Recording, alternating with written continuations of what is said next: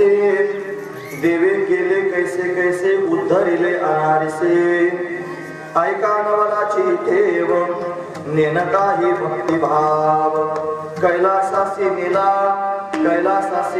भिल्ल पानेडी बैसला पंखाच्या खडकारी उद्धरोनी नेली घारी चोरे पिंडी दिला पाव त्या पूजने धाय देव तुका म्हणे भोळा स्वामी माझा कोवळा ऐका नवलाची ठेव नेनताही भक्तिभाव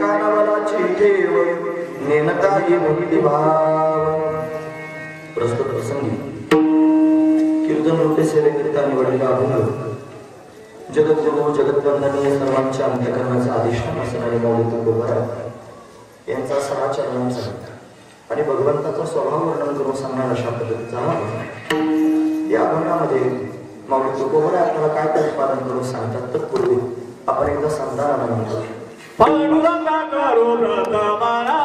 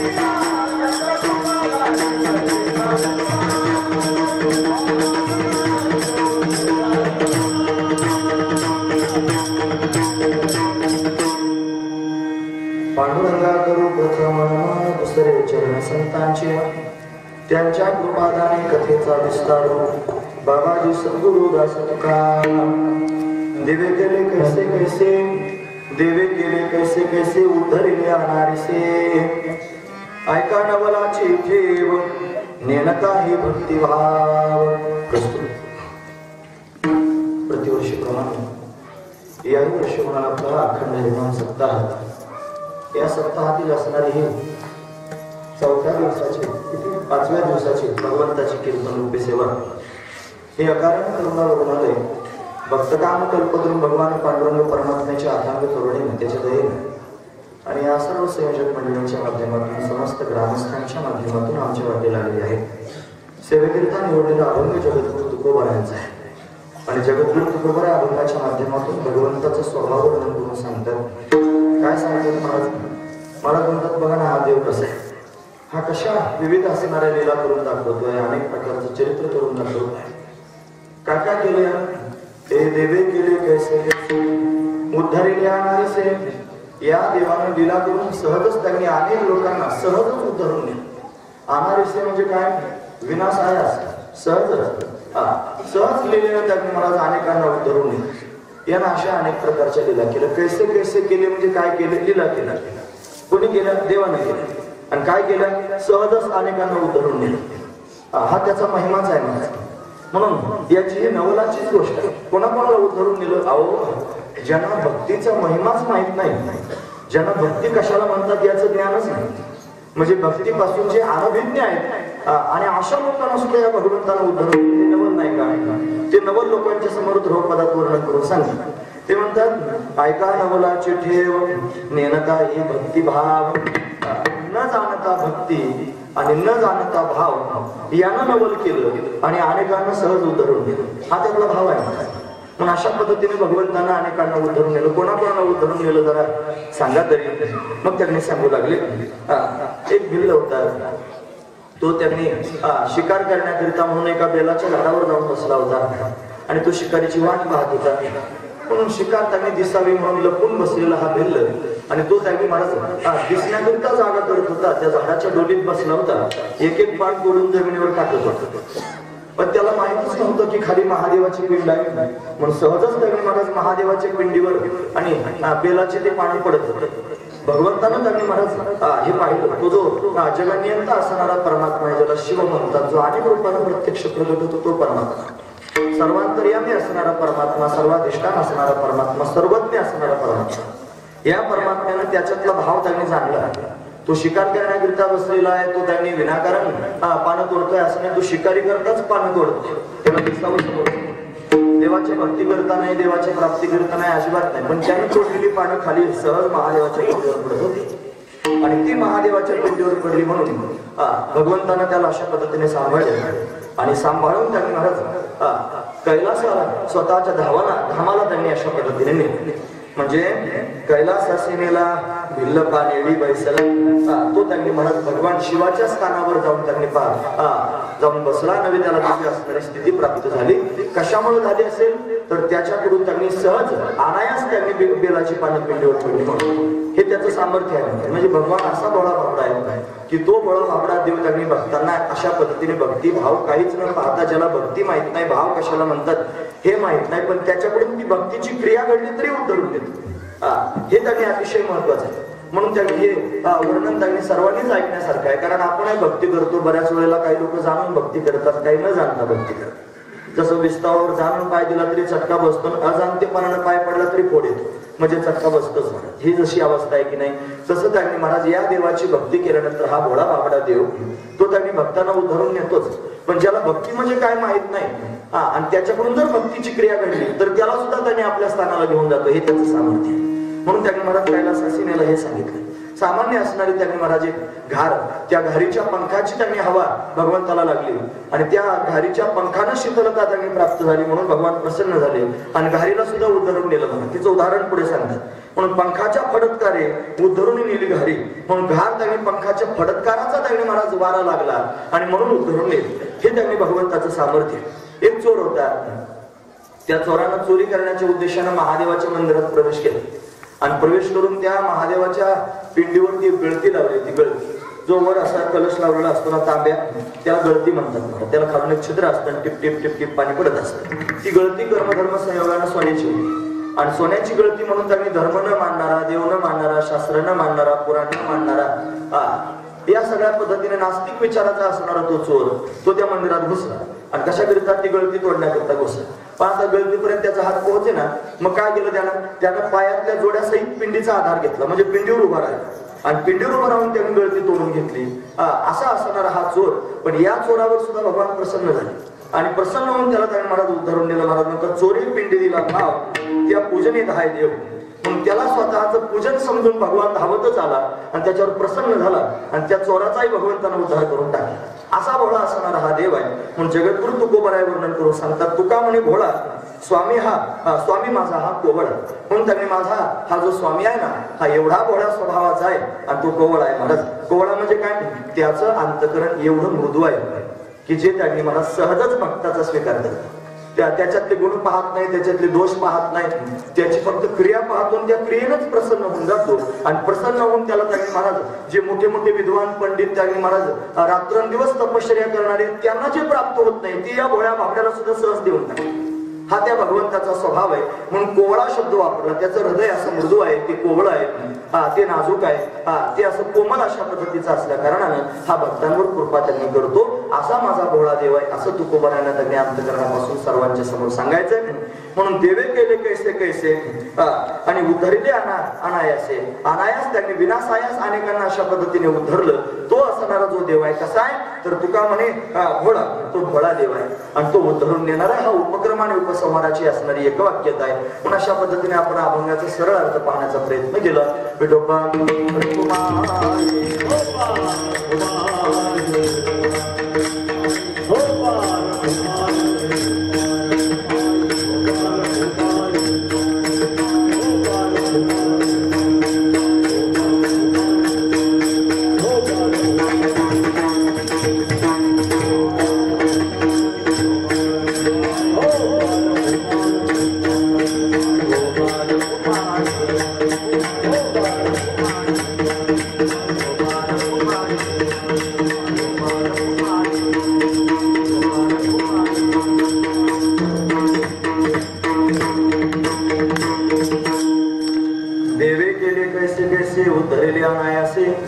ऐका नवलाची ठेवणेन काही भक्तिभाव.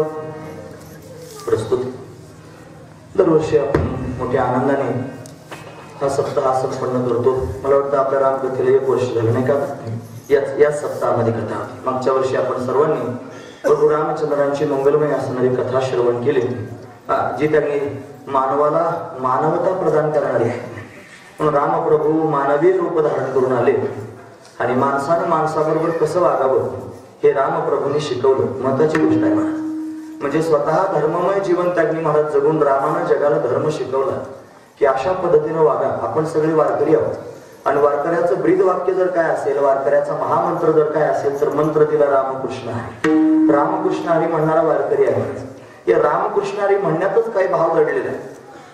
काय भाव दडलेला आहे? राम म्हणण्यामध्ये त्यांनी आचरण हा भाव दडलेला आहे. फक्त राम राम म्हणायचं नाही, रामासारखं आचरण करायचं हे महत्वाचं आहे. फक्त कृष्ण कृष्ण म्हणायचं नाही, कृष्णाने दिलेला विचार जीवनामध्ये उतरवायचं हे महत्वाचं आहे. आणि फक्त हरी हरी म्हणायचं नाही, तो हरून घेणार आहे.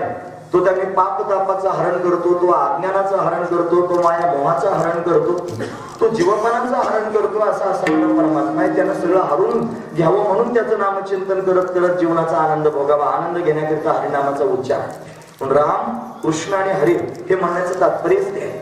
म्हणून हा राम त्यांनी इथे उभा आहे, जो त्यांनी महाराज सगळ्या परिवारासह उभा आहे. दादा लक्ष्मण त्यांनी त्याच्या शेजारी आहेत, भगवती जानकी त्याच्या जवळ आहे, हनुमंतराय समोर आहेत, गणपती बाप्पा एका बाजूला बसलेले आहेत. असं त्यांनी महाराज सुंदर असणारं रामाचं हे वैभव आपण पाहतो. तो राम फक्त त्यांनी पाया पडण्यापुरताच मर्यादित आपण ठेवायचा नाही. त्या रामाला डोळ्यासमोर त्यांनी उभं करायचं, रामासारखं वागण्याचा प्रयत्न करायचा. याच्याकरिताच या कथा कीर्तनांचं आयोजन आहे. पण हा सप्ताह सुद्धा आपण याच माध्यमातून करतो. पण मागच्या वर्षी मूर्तीची प्राण प्रतिष्ठा त्यांनी झाली. रामप्रभू आपल्या गावामध्ये अशा पद्धतीनं आनंदानं राहत आहेत. राम दरबार आपल्या गावात त्यांनी झालं, मंदिर तर तयार झालं. मंदिरासारखंच रामराज्य सुद्धा आपल्या गावामध्ये आलं पाहिजे, याच्याकरिताच हे सगळे कार्यक्रम आहेत महाराज. कारण फक्त राम येणं एवढं महत्वाचं नाही. लोक आत्ताच चालू आहे आता सध्या राम मंदिर झालं पाहिजे, बनायंगे मंदिर. पण नुसतं मंदिर बनवून काय उपयोग आहे महाराज? मंदिर बनवून, मंदिर तर भारतामध्ये अनेक ठिकाणी आहेत, भारताबाहेर सुद्धा आहे, दुसऱ्या देशात सुद्धा रामाचे मंदिर आहे. मग नुसतं रामाचं मंदिर तयार करून काय उपयोग? रामाचं मंदिर नाही, राम राज्य आलं पाहिजे महाराज. आणि ते रामराज्य खरं मानवता दाखवणारं राज्य. म्हणून सगळी लोक विसरली महाराज मानवतेला. म्हणून त्यांनी एकमेकात आपसात झुंज देत आहेत. आणि विभोर होऊन त्यांनी महाराज स्वतःचं नुकसान करून टाकतात. रानभरी झालेले आहेत सगळे लोक आणि स्वतःच त्यांनी महाराज अशा पद्धतीने नुकसान करून बसले. यांना मोक्ष माहित नाही, त्यांना धर्म माहित नाही, त्यांना सुख समाधान काहीच मिळत नाही. या सगळ्या गोष्टींपासून वंचित असणारी लोक आहेत. का? रामराज्य त्यांच्या जीवनात आलं नाही म्हणून. पण असं राम मंदिर झालेलं आहे. या राम मंदिराच्या पाठोपाठ आपल्याकडे रामराज्य सुद्धा यावं ही संकल्पना त्यांनी सगळ्यांच्याच अंतःकरणामध्ये स्थिर असू द्या. म्हणजे एक दिवस त्यांनी महाराज असं म्हणता म्हणता रामराज्य सगळीकडे तयार होईल. आजचा जो दिवस आहे सप्ताहातला महत्वाचा दिवस आहे. आजच्या दिवशी त्यांनी भगवान सोमनाथाची आपण प्राण प्रतिष्ठा केली. सोमेश्वर सोमनाथ तुम्ही काय म्हणत असाल? काय सोमेश्वर म्हणता नाही का? हा सोमेश्वर असणारा महादेव आहे आणि या महादेवाची प्राण प्रतिष्ठा आजच्याच दिवशी झाली. त्याचा हा वर्धापन दिन आहे. म्हणजे 2-3 त्यांनी कार्यक्रम एकत्र असावेत, वेगवेगळे करण्यापेक्षा एकाच सप्ताहात एवढे सगळे त्यांनी होतील. तसं मी तुमच्या गावावर थोडासा नाराज आहे. त्याचं कारण एवढंच आहे की तुम्ही गोकुळ अष्टमीचा सप्ताह बंद केला. हे पहा, एखादी गोष्ट बंद करणं फार सोपं असतं, चालू करणं फार अवघड असतं. ते टिकून ठेवणं त्याच्यापेक्षा जास्त अवघड असतं. म्हणून 5-6 महिन्यातून त्यांनी एकदा मोठा सत्संग होत होता. चांगली गोष्ट होती. मी 8 तासानं तुम्हाला सांगितलं पण तुम्ही ऐकलंच नाही. असू दे, आता तुमचं कर्म तुमच्या बरोबर, मी काय करू त्याला. कर्म तुम्हा असावे कल्याण असंच म्हणणं तुकोबऱ्यांसारखं महत्वाचं आहे. म्हणून आता मी सुद्धा तसंच म्हणतोय. म्हणून गरजेचं आहे मला या माध्यमातून सत्संग होईल. सत्संगातून लोकांवर संस्कार राहतील आणि संस्कारानं मनुष्य अशा पद्धतीने सावरून राहील. त्याचं जीवन चांगलं होईल. निदान माणसासारखं जीवन जगेल, पशुसारखं तरी होणार. म्हणून याच्याकरिताचे सत्संग सोहळे हे वर्धापन त्यांनी महाराज आपण दिवसा कार्यक्रम हा करत होतो इथून मागे. मग सगळ्या संयोजकांनी विचार केला की 2-2 कार्यक्रम एका दिवसात करण्यापेक्षा सप्ताहात संध्याकाळी कीर्तन होतच. मग त्या कीर्तनातच त्यांनी महाराज या सोमेश्वर मंदिराचं पण त्यांनी वर्धापनाचं आणि कीर्तन त्यांनी करून घ्या. म्हणून हे जे आजचं कीर्तन आहे हे 2 अंगातलं कीर्तन आहे. एक त्यांनी महाराज सप्ताहातलं कीर्तन आहे आणि दुसरं वर्धापनाचं कीर्तन आहे. अशा दोनही माध्यमातून याच्याकडे पहा. पण सप्ताहातलं कीर्तन म्हणून कोणातरी अभंगावर बोलायचंय आणि वर्धापनाचं कीर्तन म्हणून महादेवाचं वर्णन करणाऱ्या अभंगावर बोलायचंय. हा त्यातला भाव. पण अभंग त्यांनी महाराज आम्ही येण्याच्या आधीच तयार आहे. आमचा देव असा आहे महाराज, तो सगळं आमच्याकरता तयार करून ठेवतो. तो आम्हाला तारीख द्याय करता येतो. म्हणजे तारीख द्यायला येणारा सुद्धा देवच असतो. त्याच्यानंतर त्यांनी मला आम्हाला घ्यायला येतो गाडी घेऊन. मग कोणाच्या रूपात येतो, भागाभाऊ असू नये तर आणखी दुसरं कोणी असू नये, त्याच्या रूपात आमचा देवच येतो आणि येऊन तो आम्हाला कार्यक्रमाच्या ठिकाणी घेऊन जातो. बरं, सगळं त्यांनी आधी तयार करून ठेवतो. तो माईक लावून ठेवतो. माईक लावणारा तोच असतो. तो टाळ घेऊन उभा राहतो. तो त्यांनी महाराज मर्दंग वाजवायला येऊन बसतो. तो ऐकणाऱ्या लोकांच्या रूपानं पण असतो आणि आतमध्ये बसून तोच बोलून घेतो. महत्वाची गोष्ट आहे. म्हणजे देवच देव आहे. म्हणून त्यांनी महाराज देवच सगळीकडे गच्च भरल्या. देव झाले अवघे जन, दोष गुण हरपले, सगळे जनच देव आहेत म्हणत. म्हणून तो देव आमच्याकरता हे सगळं करतो. या नियमानं त्या देवानंच आमच्याकरता तरतूद केली. आम्ही यायच्या आतच अभंग तयार होता. आदरणीय वाळून महाराजांनी त्यांनी आधीच अभंग लिहून ठेवला होता. महादेवाचं वर्णन करणारा अतिशय सुंदर अभंग आहे.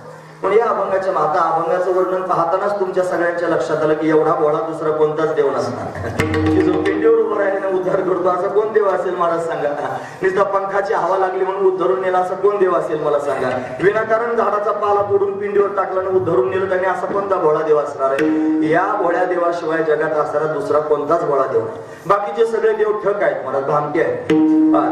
देवाला भामट म्हणतो. काय तुम्ही म्हणाले एखाद्याला तरी सोडीत जाईल, याला भामट त्याला भामट म्हणतो असं नाही. बघा ना, हे सगळे त्यांनी असे आहेत जे राजरोज स्वतःचं वर्णन करून सांगतात. ते म्हणतात ते पहा मी काहीतरी घेतो तेव्हा काहीतरी देतो, असं विनाकारण देत नाही. त्याच्याकरिता साधू संतांनी प्रमाण पण दिली. ते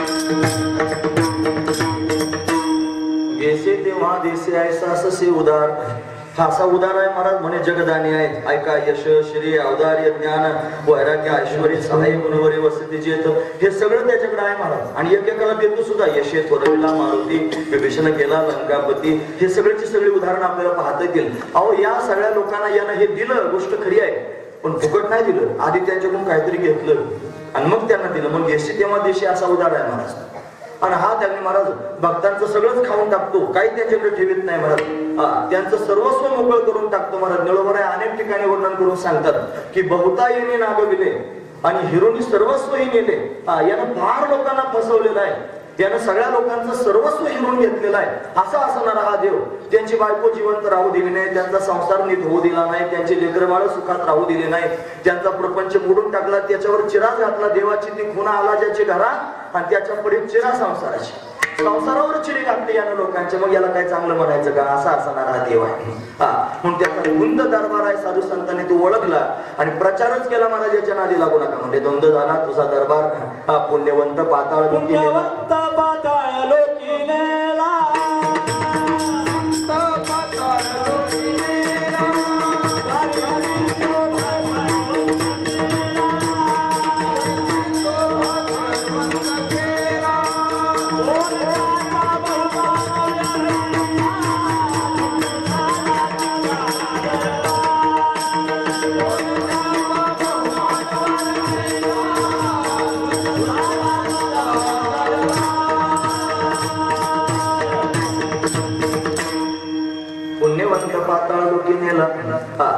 यानं चोरट्याचा मान वाढवला. असा धुंद दरबार आहे महाराजा भगवंताचा.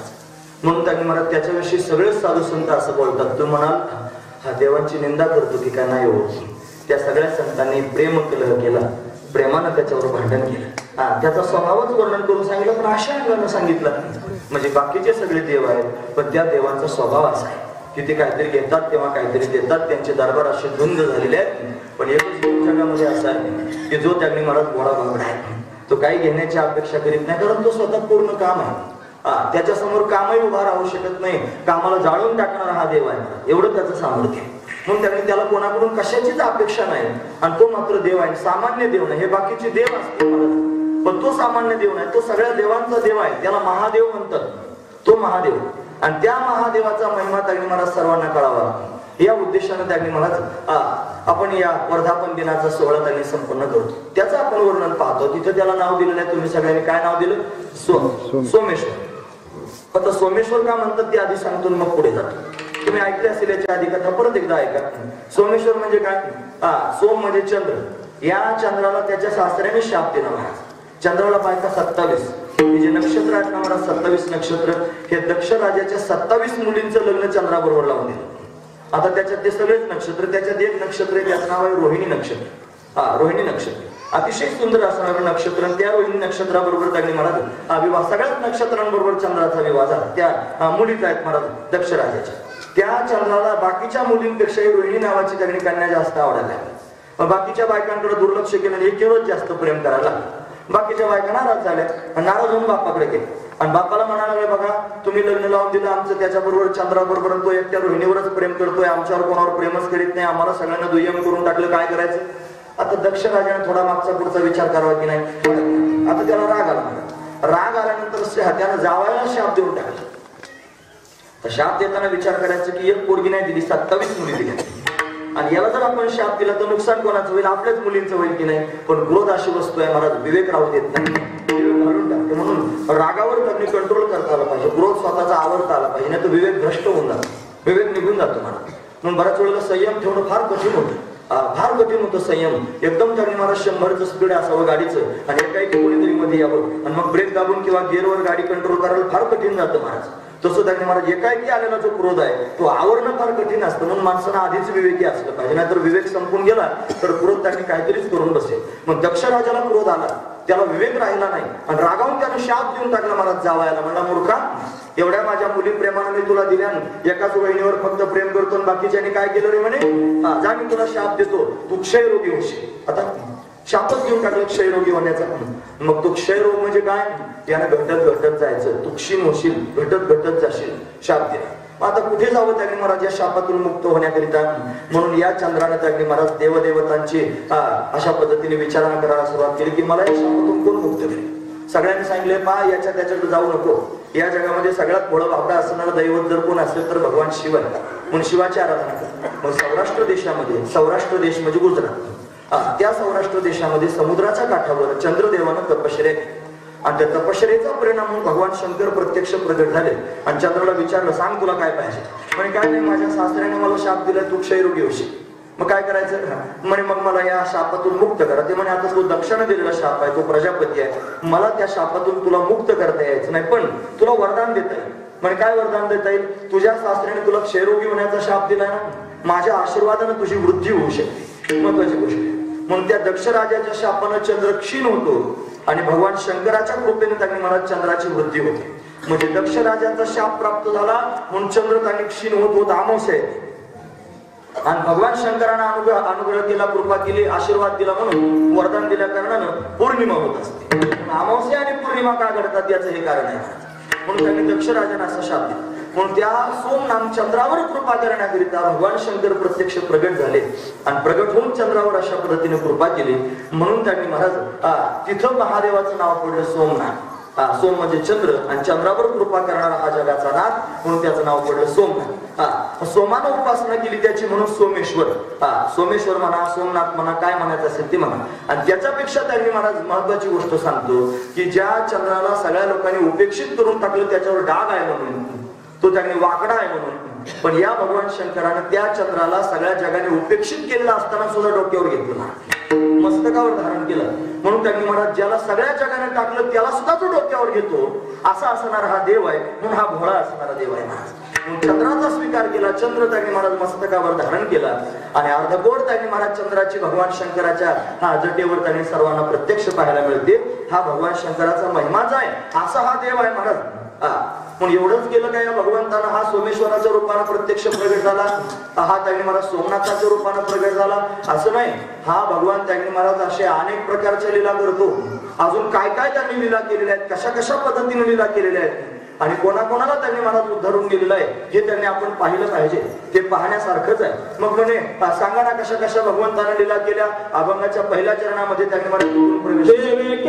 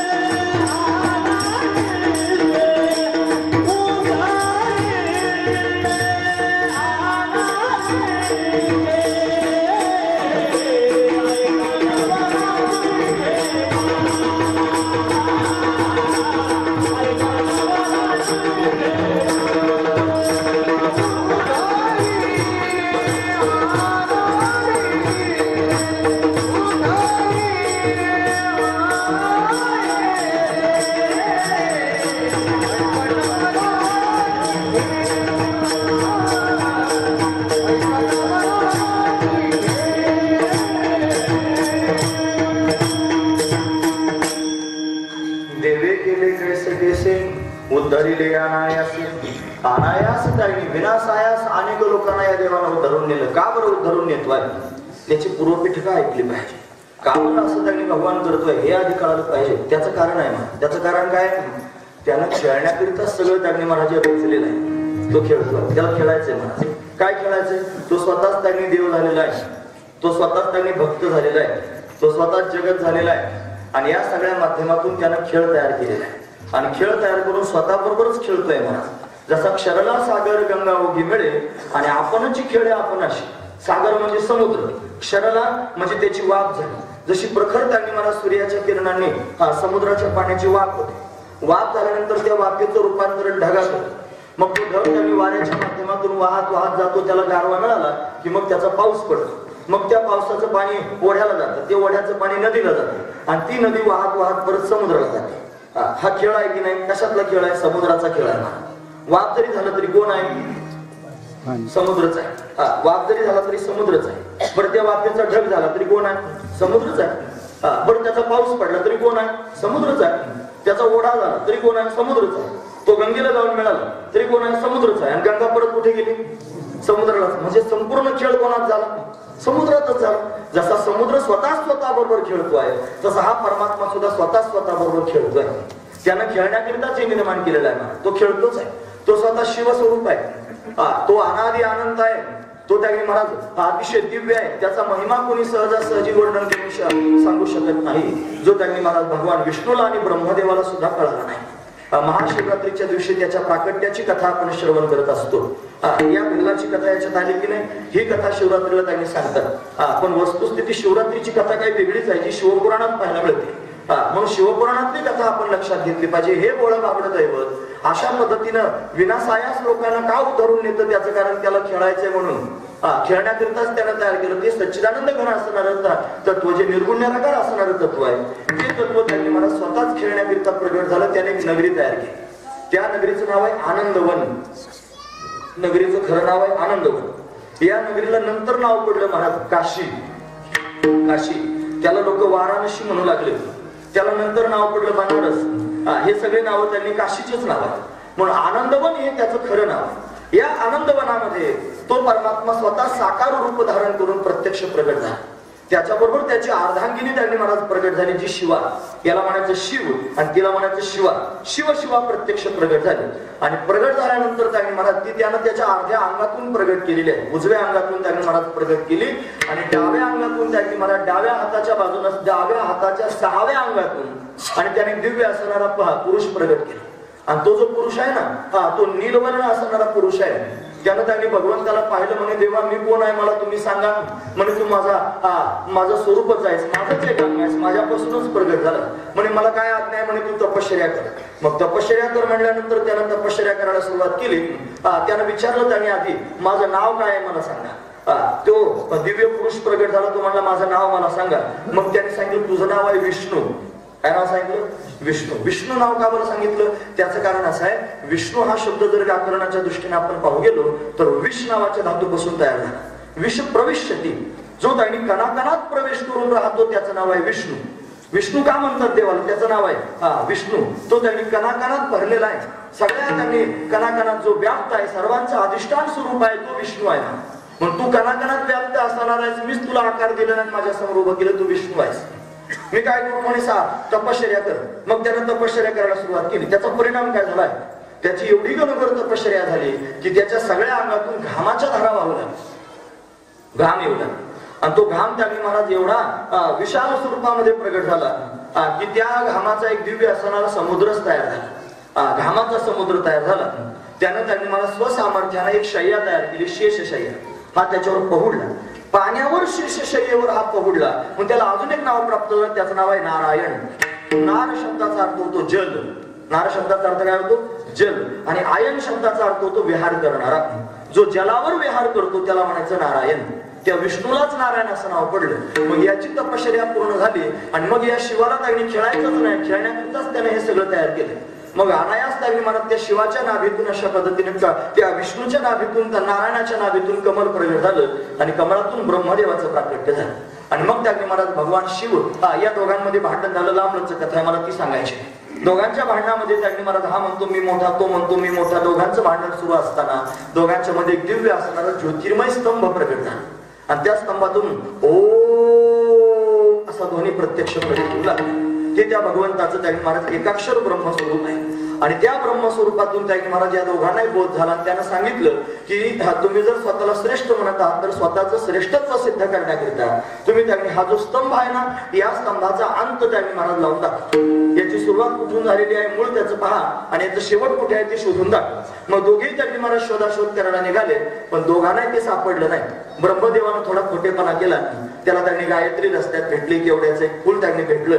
आणि मग त्यांना दोघांना आपल्या बरोबर त्यांनी घेऊन दोघांना सांगितलं की तुम्ही खोटं बोला. मग ते खोटं बोलले आणि खोटं बोलून त्यांनी ग्वाही देण्याकरिता आले. पण भगवंतानं त्यांचं खोटेपण ओळखलं म्हणून भगवंतानं शाप दिला. मला त्या शिव परमात्म्यानं ब्रह्मदेवाला शाप दिला की तुझी कोणीच पूजा करणार नाही, तुझं कुठं मंदिर उभं केलं जाणार. मग कुठंच ब्रह्मदेवाचं मंदिर नसतं. चुकून कुठेतरी पाहायला मिळत असेल एकाच ठिकाणी या भारतात, त्याचं नाव आहे पुष्कर. पुष्कर नावाचं तीर्थ आहे आणि या पुष्कर तीर्थामध्ये ब्रह्मदेवाचं मंदिर आहे. बाकीच्या ठिकाणी कुठेच नाही महाराज मंदिर. म्हणून ब्रह्मदेवाला शाप प्राप्त झाला आहे. आणि केवढ्याच्या फुलाला शाप आहे महाराज? त्याला सांगितलं तुझ्या माध्यमातून माझी पूजा होणार नाही, म्हणून लाल रंगाचं फुल महादेवाच्या पिंडीवर वाहिलं जात नाही, ते त्यांनी उपेक्षित आहे महाराज. त्याला त्यांनी तिथं अशा पद्धतीने प्रवेश नाही. म्हणून त्यांनी महाराज आणि मग भगवान विष्णूचं श्रेष्ठत्व कळालं. आणि मग सगळ्या जगाच्या समोर याच भगवंतानं सांगून टाकले की हा विष्णू आहे, हा जगाचं पालन करेल. तू त्यांनी जगाचं सृजन कर आणि मी त्यांनी संहार करेल. म्हणून त्यांनी परमात्म्याची रूप प्रगट झाली. विष्णू हे त्यांनी भगवान शिवाचंच रूप आहे. ब्रह्मदेव हे भगवान शिवाचंच असणारं रूप आहे. तोच त्यांनी महाराज महेश्वर रूपानं प्रत्यक्ष प्रगट झाला, तो रुद्र रूपानं प्रगट झाला आणि तो शंकर रूपानं प्रगट झाला. अशी त्याची अनेक प्रकारची रूप पाहायला मिळतात. पण तोच परमात्मा त्यांनी महाराज एवढ्या रूपांमध्ये प्रगट झाला. पण का प्रगट झाला याचं कारण एवढंच आहे की त्याला त्यांनी अशा माध्यमातून खेळायची, स्वतःबरोबर खेळतोय आणि स्वतःचा आनंद घेण्याकरिता खेळतोय. तो संहारक असणारा देव आहे. खेळ झाल्यानंतर मोडून सुद्धा टाकू शकतो. लहान लहान लेकरं हे त्यांनी खेळतात की नाही, हे त्यांनी मला भावला भावलीचा खेळ खेळतात. माती त्यांनी जमा करून त्याचा चिखल करायचा, त्याचे भांडे करायचे, त्याची चूल करायची, त्याच्यावर त्यांनी काय काय ठेवायचं, मग ते खोटीनाटीच भाजी करायची, पोटभर खायची, असं होतं की नाही. असा खेळ त्यांचा होतो. खेळून झाल्यानंतर जमल्यानंतर आईनं हाक मारली की त्या पोराने निघून जायची तयारी करायची. आणि घरी जात असताना आता संसार असा कसा सोडायचा, हा जर दुसऱ्याने त्यांनी नेला मग काय करायचं, दुसऱ्याच्याही कामाला येऊ नये म्हणून पोराने त्याच्यावर नाचायचं, नाचून सगळा संसार मोडायचा, घरी निघून जायचं. तसाच हा देव आहे. यानं त्यांनी मला खेळ मांडलेला आहे आणि खेळ मांडून त्यांनी मला हा खेळतोय. ज्या वेळेला त्याचं खेळून खेळून दमल्यासारखं होईल, विश्रांती करावं वाटेल, त्या टायमाला खेळ मोडून टाकेल आणि खेळ मोडून टाकी स्वतःच्या मस्तीमध्ये मस्त होऊन जाईल. असा हा अनादी कालापासून त्यांनी मला दिव्यत्व प्राप्त करून देणारा, कल्याण प्राप्त करून देणारा हा शिव कल्याणी म्हणून त्यांनी कल्याणप्रद असणारा हा देव आहे आणि तो अशा पद्धतीने खेळतोय. मग काय केलं त्यानं, आपल्या स्वतःच्या भक्तीचा महिमा जगाच्या समोर त्यांनी वाढवला आणि स्वतःला त्यांनी महाराज अशा पद्धतीनं या भक्तांच्या अधीन करून टाकलं. भक्त म्हणतील तसं वागायला सुरुवात केली, भक्तांच्या स्वाधीन स्वतःला करून टाकलं आणि मग असं दोघांचं नातं तयार झालं. त्याचे भक्त त्याची उपासना करू लागले आणि तो भक्तांवर कृपा करू लागला. आम्ही घ्यावे तुमचे नाम, तुम्ही द्यावे आम्हाला प्रेम, हे त्यांनी देव भक्ताचं ठरलेलंच असतं.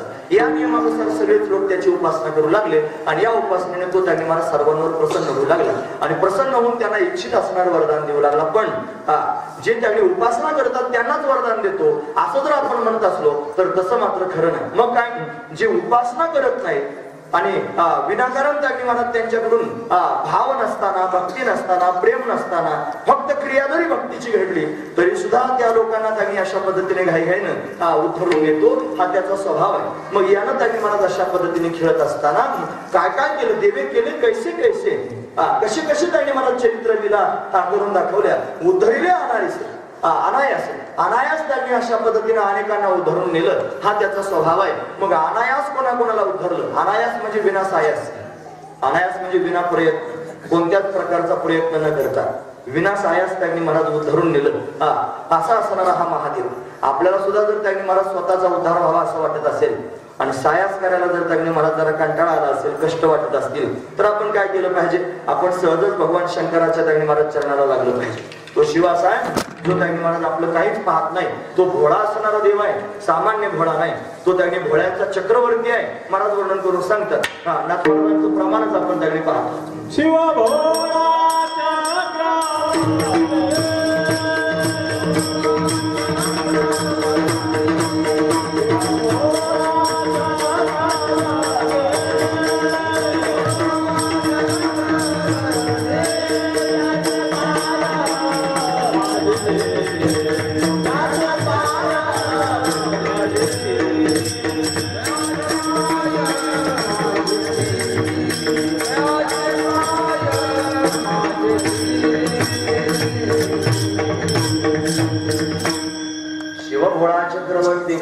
भोळा भाबडा असणारा हा देव आहे.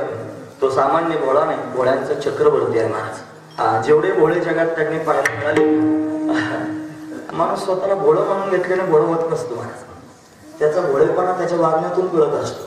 काही ठक भोळे असतात, फार भोळे दिसतात महाराज. बाहेरून जर पाहिलं ना फार भोळे दिसतात. असं त्यांचा चेहरा पाहिलं का असं वाटतं काय भोळा भाबडा माणूस आहे नाही का.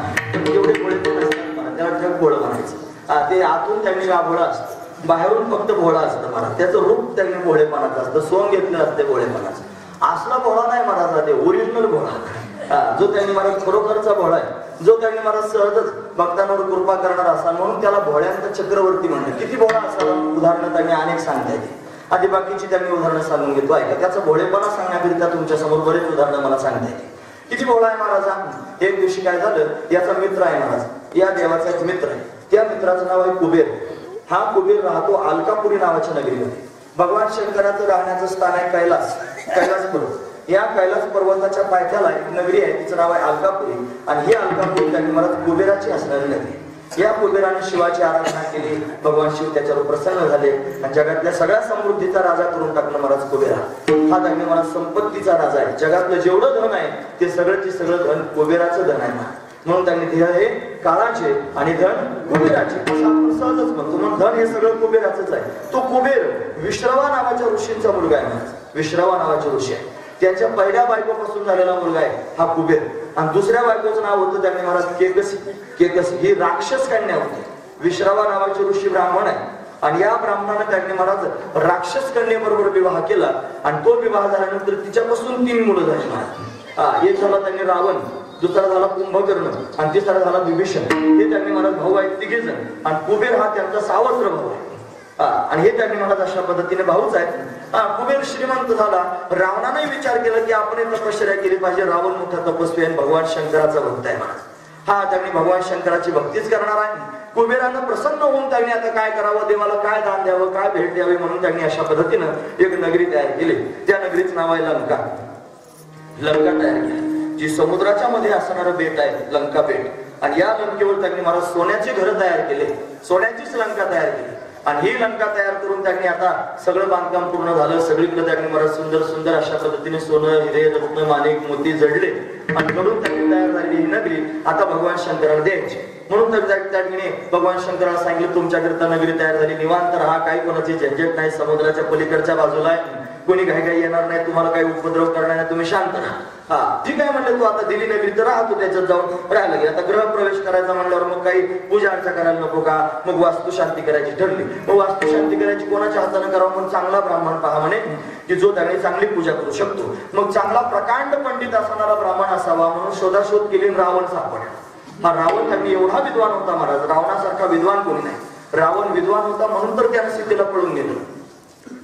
तुम्ही ऐकतात ना सर्वजण. आता याच्यात काय विद्वत्ता आहे, सीता पळून गेली हे काय विद्वत्ता? विद्वत्ताच आहे महाराज, महत्वाची गोष्ट आहे. कारण रावणाला भगवान प्रभू रामचंद्रांचा महिमा चांगल्यापैकी माहिती आहे.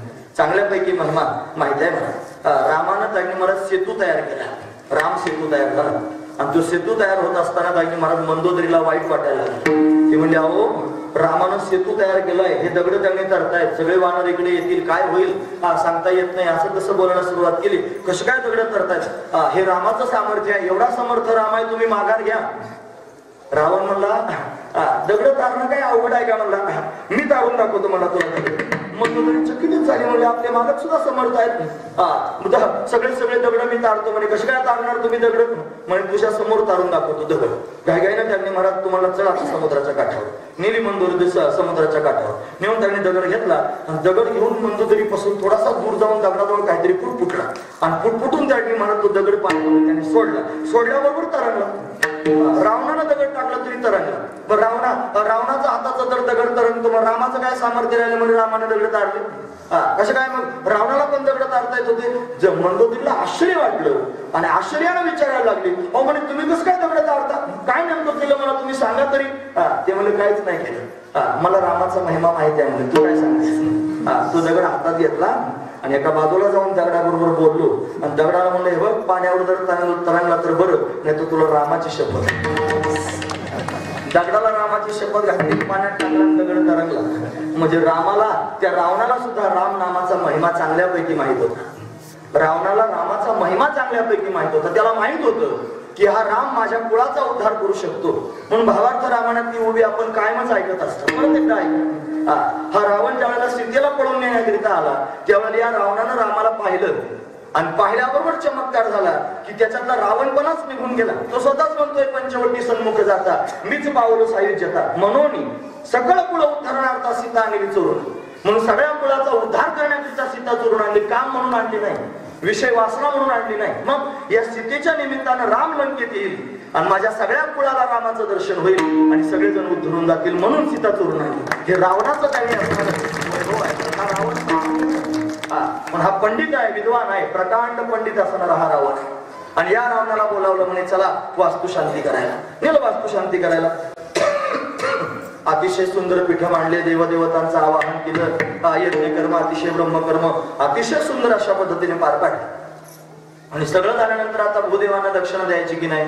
मग भगवान शिव त्यांनी प्रसन्न आहेत, ते म्हणले रावणा काय पाहिजे तुम्हाला दक्षिणा, तुम्ही सांगा ती दक्षिणा द्यायला मी तयार. तयार आहे म्हणल्यानंतर त्यांनी महाराज रावण मला खरंच देणार का? हो म्हणे खरंच देईन, तुमचा विश्वास नाही का माझ्यावर? द्या ना म्हणे.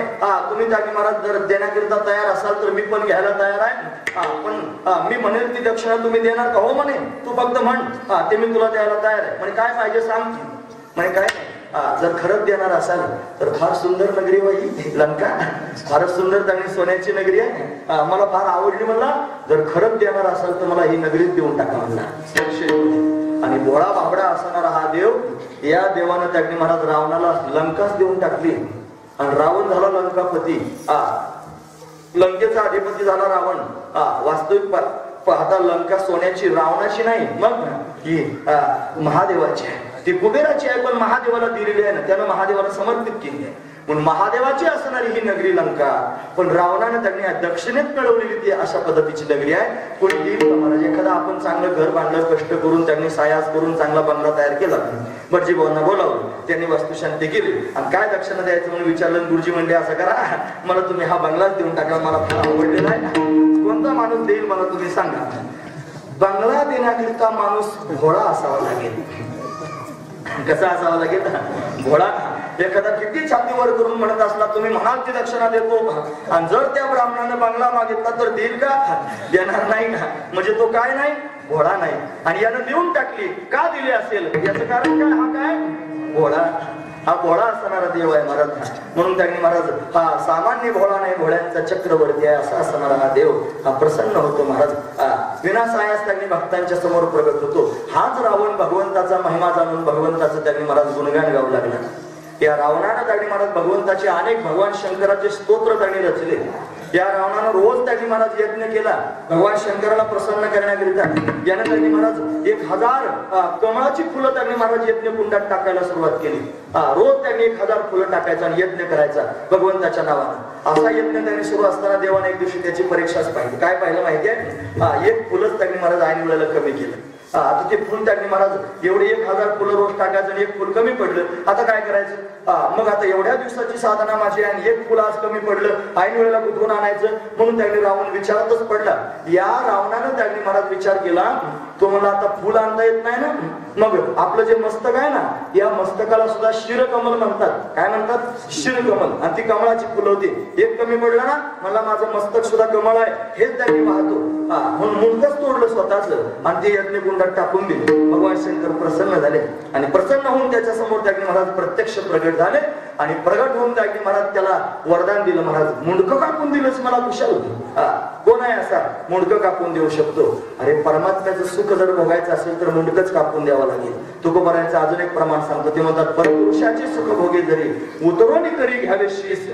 स्वतःचं मस्तक तोडून हातात घ्यावं लागेल तेव्हा तो परमात्मा अशा पद्धतीने प्रत्यक्ष प्राप्त होईल. रावणानं स्वतःचं मुंडकं तोडून टाकलं त्या यज्ञ कुंडामध्ये. म्हणून प्रसन्न झाला, प्रगट झाला आणि प्रगट होऊन त्याला त्यांनी मला वरदान दिलं, तुला 10 तोंड प्राप्त होतील. एक दिलं तर तुला 10 प्राप्त होतील. म्हणून एक मस्तक कापून दिलं तर त्याला 10 त्यांनी मस्तक दिली. असा असणारा हा भोळा देव आहे महाराज. म्हणून थोडस जरी आपण त्याचं चिंतन केलं तरी सुद्धा तो प्रसन्न होणारा देव आहे. नामदेव महाराज म्हणतात याचं पूजन फार सोपं आहे. हे काय करावं लागतं? एक पसा पाणी, एक बिलवदल आणि पूजन केवळ सोपे.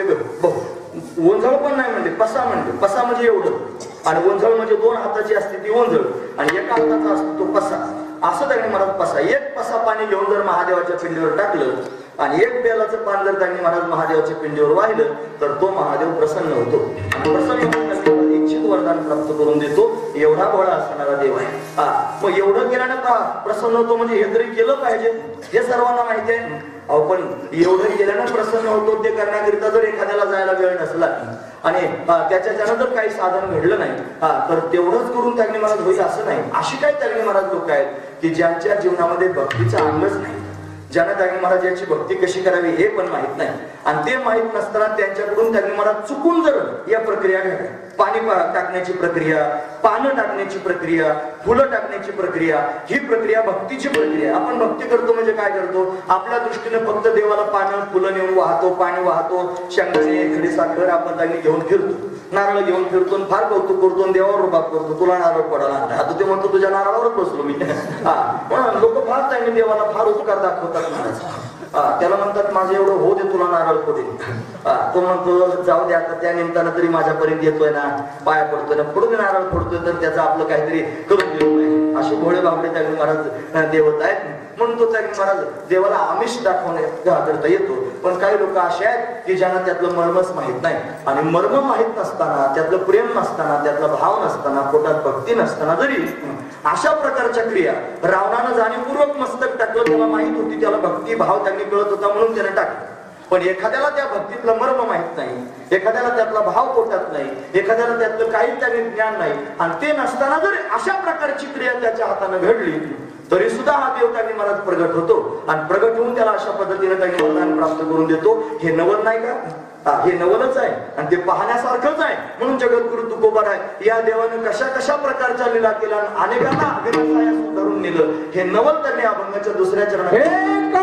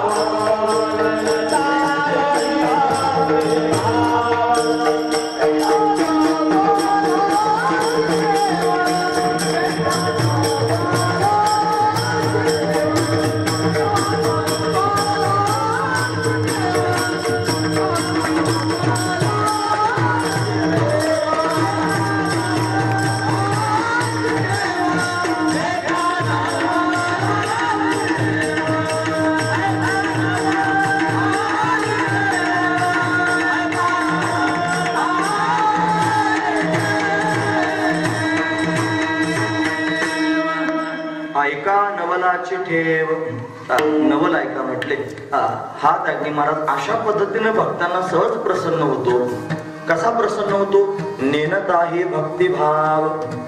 ज्यांना ज्यांना भक्ती माहित नाही, जे भक्ती जाणत नाही, नेनता म्हणजे न जाणता भक्ती आणि न जाणता भाव. न जाणता भक्ती आणि न जाणता भाव, भक्तीची क्रिया ज्यांनी केली आणि त्यांच्यावर हा प्रसन्न होऊन त्यांना अशा पद्धतीने वरदान देऊ शकतो. हे नवल नाही का? म्हणून ऐका नवलाची ठेव. ही नवलाची ठेव मी तुमच्या समोर सांगतो की हा देव त्यांनी महाराज ज्यांना भक्ती आणि भाव कळत नाही त्यांच्यावरही कृपा करतो, त्यांना अशा पद्धतीने प्रसन्न होतो.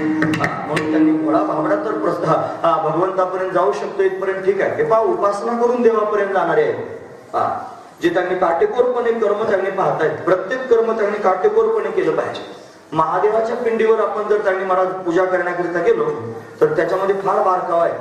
तो बारकावा पाहूनच त्यांनी महाराज केलं पाहिजे. आता बाहेर नंदी आहे, मग महादेवाचं दर्शन जर करायचं असेल तर आधी त्यांनी या 10 पायऱ्या असतात, 5 पायऱ्या, मग परत 5 पायऱ्या, मग त्याच्या पुढे गेल्यानंतर नंदी बसलेला असतो. मग या नंदीच्या वृषणाला हात लावायचा आहे आणि 2 बोट त्यांनी महाराज अंगठाने, ही जी तर्जनी आहे ना ती त्याच्या 2 शिंगांवर ठेवायची आणि वृषणाला हात लावून त्यांनी अशा पद्धतीनं त्या शिंगांमधून 2 शिंगांच्या मधून या 2 बोटांच्या मधून महादेवाची पिंड आधी पाहायची, मग पुढे जायचं. का बरं असं करायचं असेल?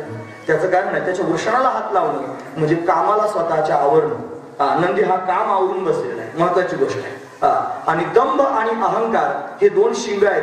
दंभ आणि अहंकार या शिंगांना दाबून काम, दंभ आणि अहंकार यांना दाबून त्यांनी म्हणाल महादेव प्रत्यक्ष पाहण्याकरिता मी निघालो हा भाव अंतकरणात धारण करून जायचा.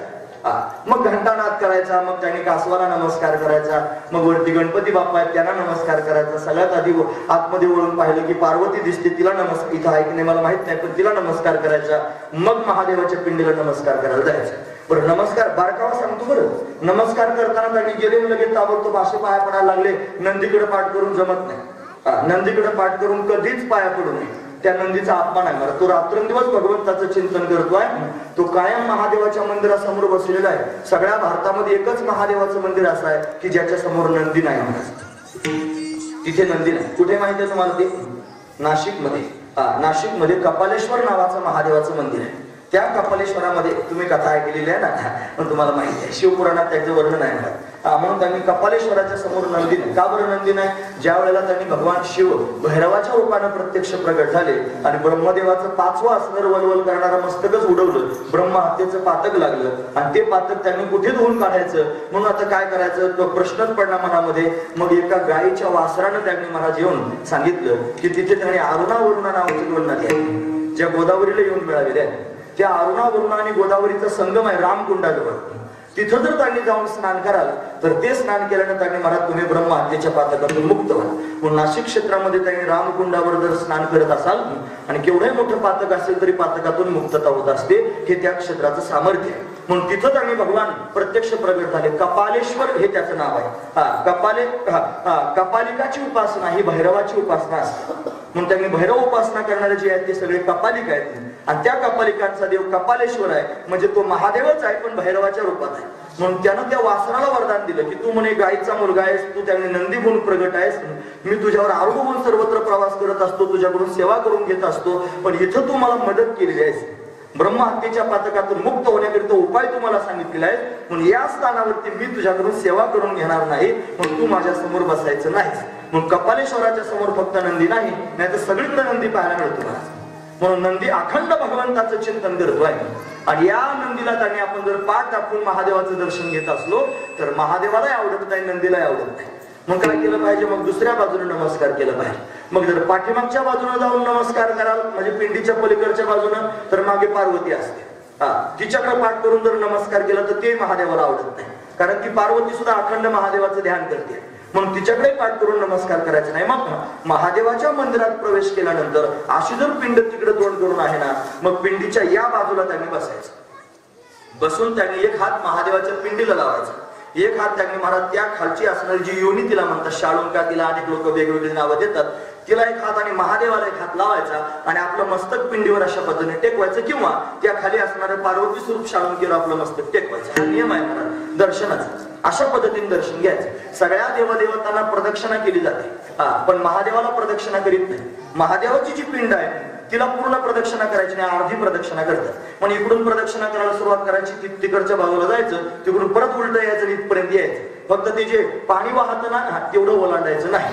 का ओलांडायचं नाही त्याचं कारण आहे. महादेवाला प्रदक्षिणा करता येते, पण महादेवाची जी गण आहे या गणांना दक्ष राजाने दिलेला शाप आहे, तुमची कुणी पूजा करणार नाही, तुम्ही उपेक्षित त्यांनी राहाल, हे तुम्हाला वेदामधून त्यांनी कोणत्याही प्रकारचं स्थान प्राप्त होणार नाही.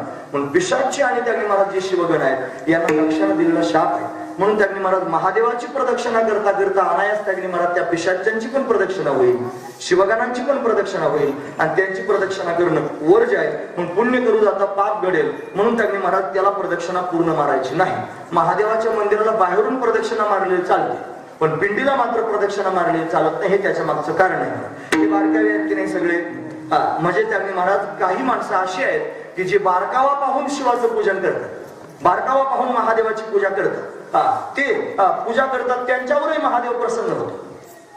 आता काही घोडे बाबरे आहेत ज्यांना हे नियमच माहित नाहीत ना, घोडा त्यांनी गेला मंदिरामध्ये घुसल्यानंतर काय त्याला नंदीकडे पाठ करायची का पार्वतीकडे करायची का हे नियम काय माहित नाही, गेला आणि त्यानं महादेवाच्या पिंडीवर डोके ठेवलं, मग काय महादेव खोळल का त्याला? काहीच नाही. तो भोळा आहे ना, भोळेपणा नमस्कार करतोय भगवान, त्याचाही त्यांनी प्रणाम स्वीकार करतो. म्हणजे शास्त्रशुद्ध उपासना करणारा त्याची उपासना देवापर्यंत जाते.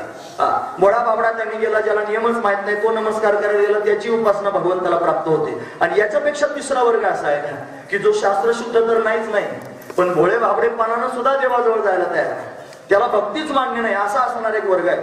आणि तो त्यांनी महाराज त्याच्याकडून जर चुकून महादेवाविषयी त्यांनी महाराज एखादी अशी भक्तिमय प्रक्रिया घडली, तर ही प्रक्रिया जरी घडली आणि त्याच्या पोटात भाव जरी नसला, नेन काय शब्द नेनता ही भक्तिभाव, न जाणता भक्ती आणि न जाणता भाव, आणि त्याच्या हाताने जरी ही क्रिया घडली तरी पण हा भगवान त्याचा उद्धार करतो किंवा त्याला अशा पद्धतीने वरदान प्राप्त करून देतो. हा त्याचा स्वभाव आहे. म्हणून त्यांनी महाराज वर्णन करून सांगतात, नेनता ऐका नवलाची ठेव, ही नवलाची गोष्ट मी तुमच्या समोर सांगतोय. नेणता ही भक्तिभाव, की जो भक्तिभाव न जाणता सुद्धा जो उपासना करतो किंवा त्याच्या हाताने त्यांनी महाराज प्रक्रिया भक्तीची घडते त्याच्यावरही प्रसन्न होतो आणि अशा पद्धतीची लीला करणारा हा महादेव आहे हे त्यांनी वर्णन करून सांगितलं. म्हणजे एवढं तुम्ही सांगितलं, मग एखादं उदाहरण तरी सांगा की जेणेकरून त्यांनी महाराज कोणाला प्रक्रिया भक्तीची माहित नव्हती, कोणाला भाव माहित नव्हता, पण नसताना त्यांनी अशा पद्धतीने त्याच्याकडून ती प्रक्रिया घडली आणि भगवंतांनी त्याचा उद्धार केला. एखादं उदाहरण सांगा तरी, आणि मग अभंगाच्या तिसऱ्या चरणामध्ये उदाहरण वर्णन करून सांगा.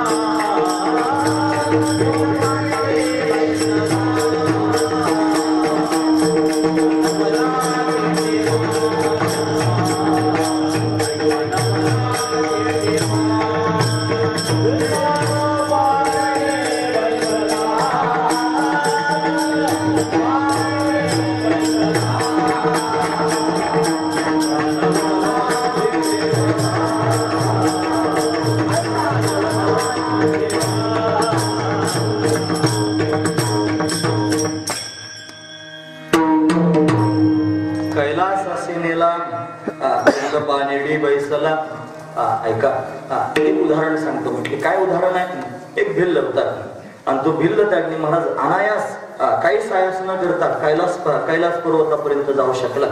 ज्याला दिव्यत्व प्राप्त झालं आणि भगवान शिवाच्या चरणाजवळ जाऊन बसला. एवढं त्यांनी सामर्थ्य त्याला प्राप्त झालं. का प्राप्त झालं असेल, त्याच्याकडून विनासायास एक प्रक्रिया घडली. त्याला त्यांनी मला भक्ती माहित नाही, भाव माहित नाही, पण भक्ती भावाची प्रक्रिया मात्र त्याच्याकडून घडली.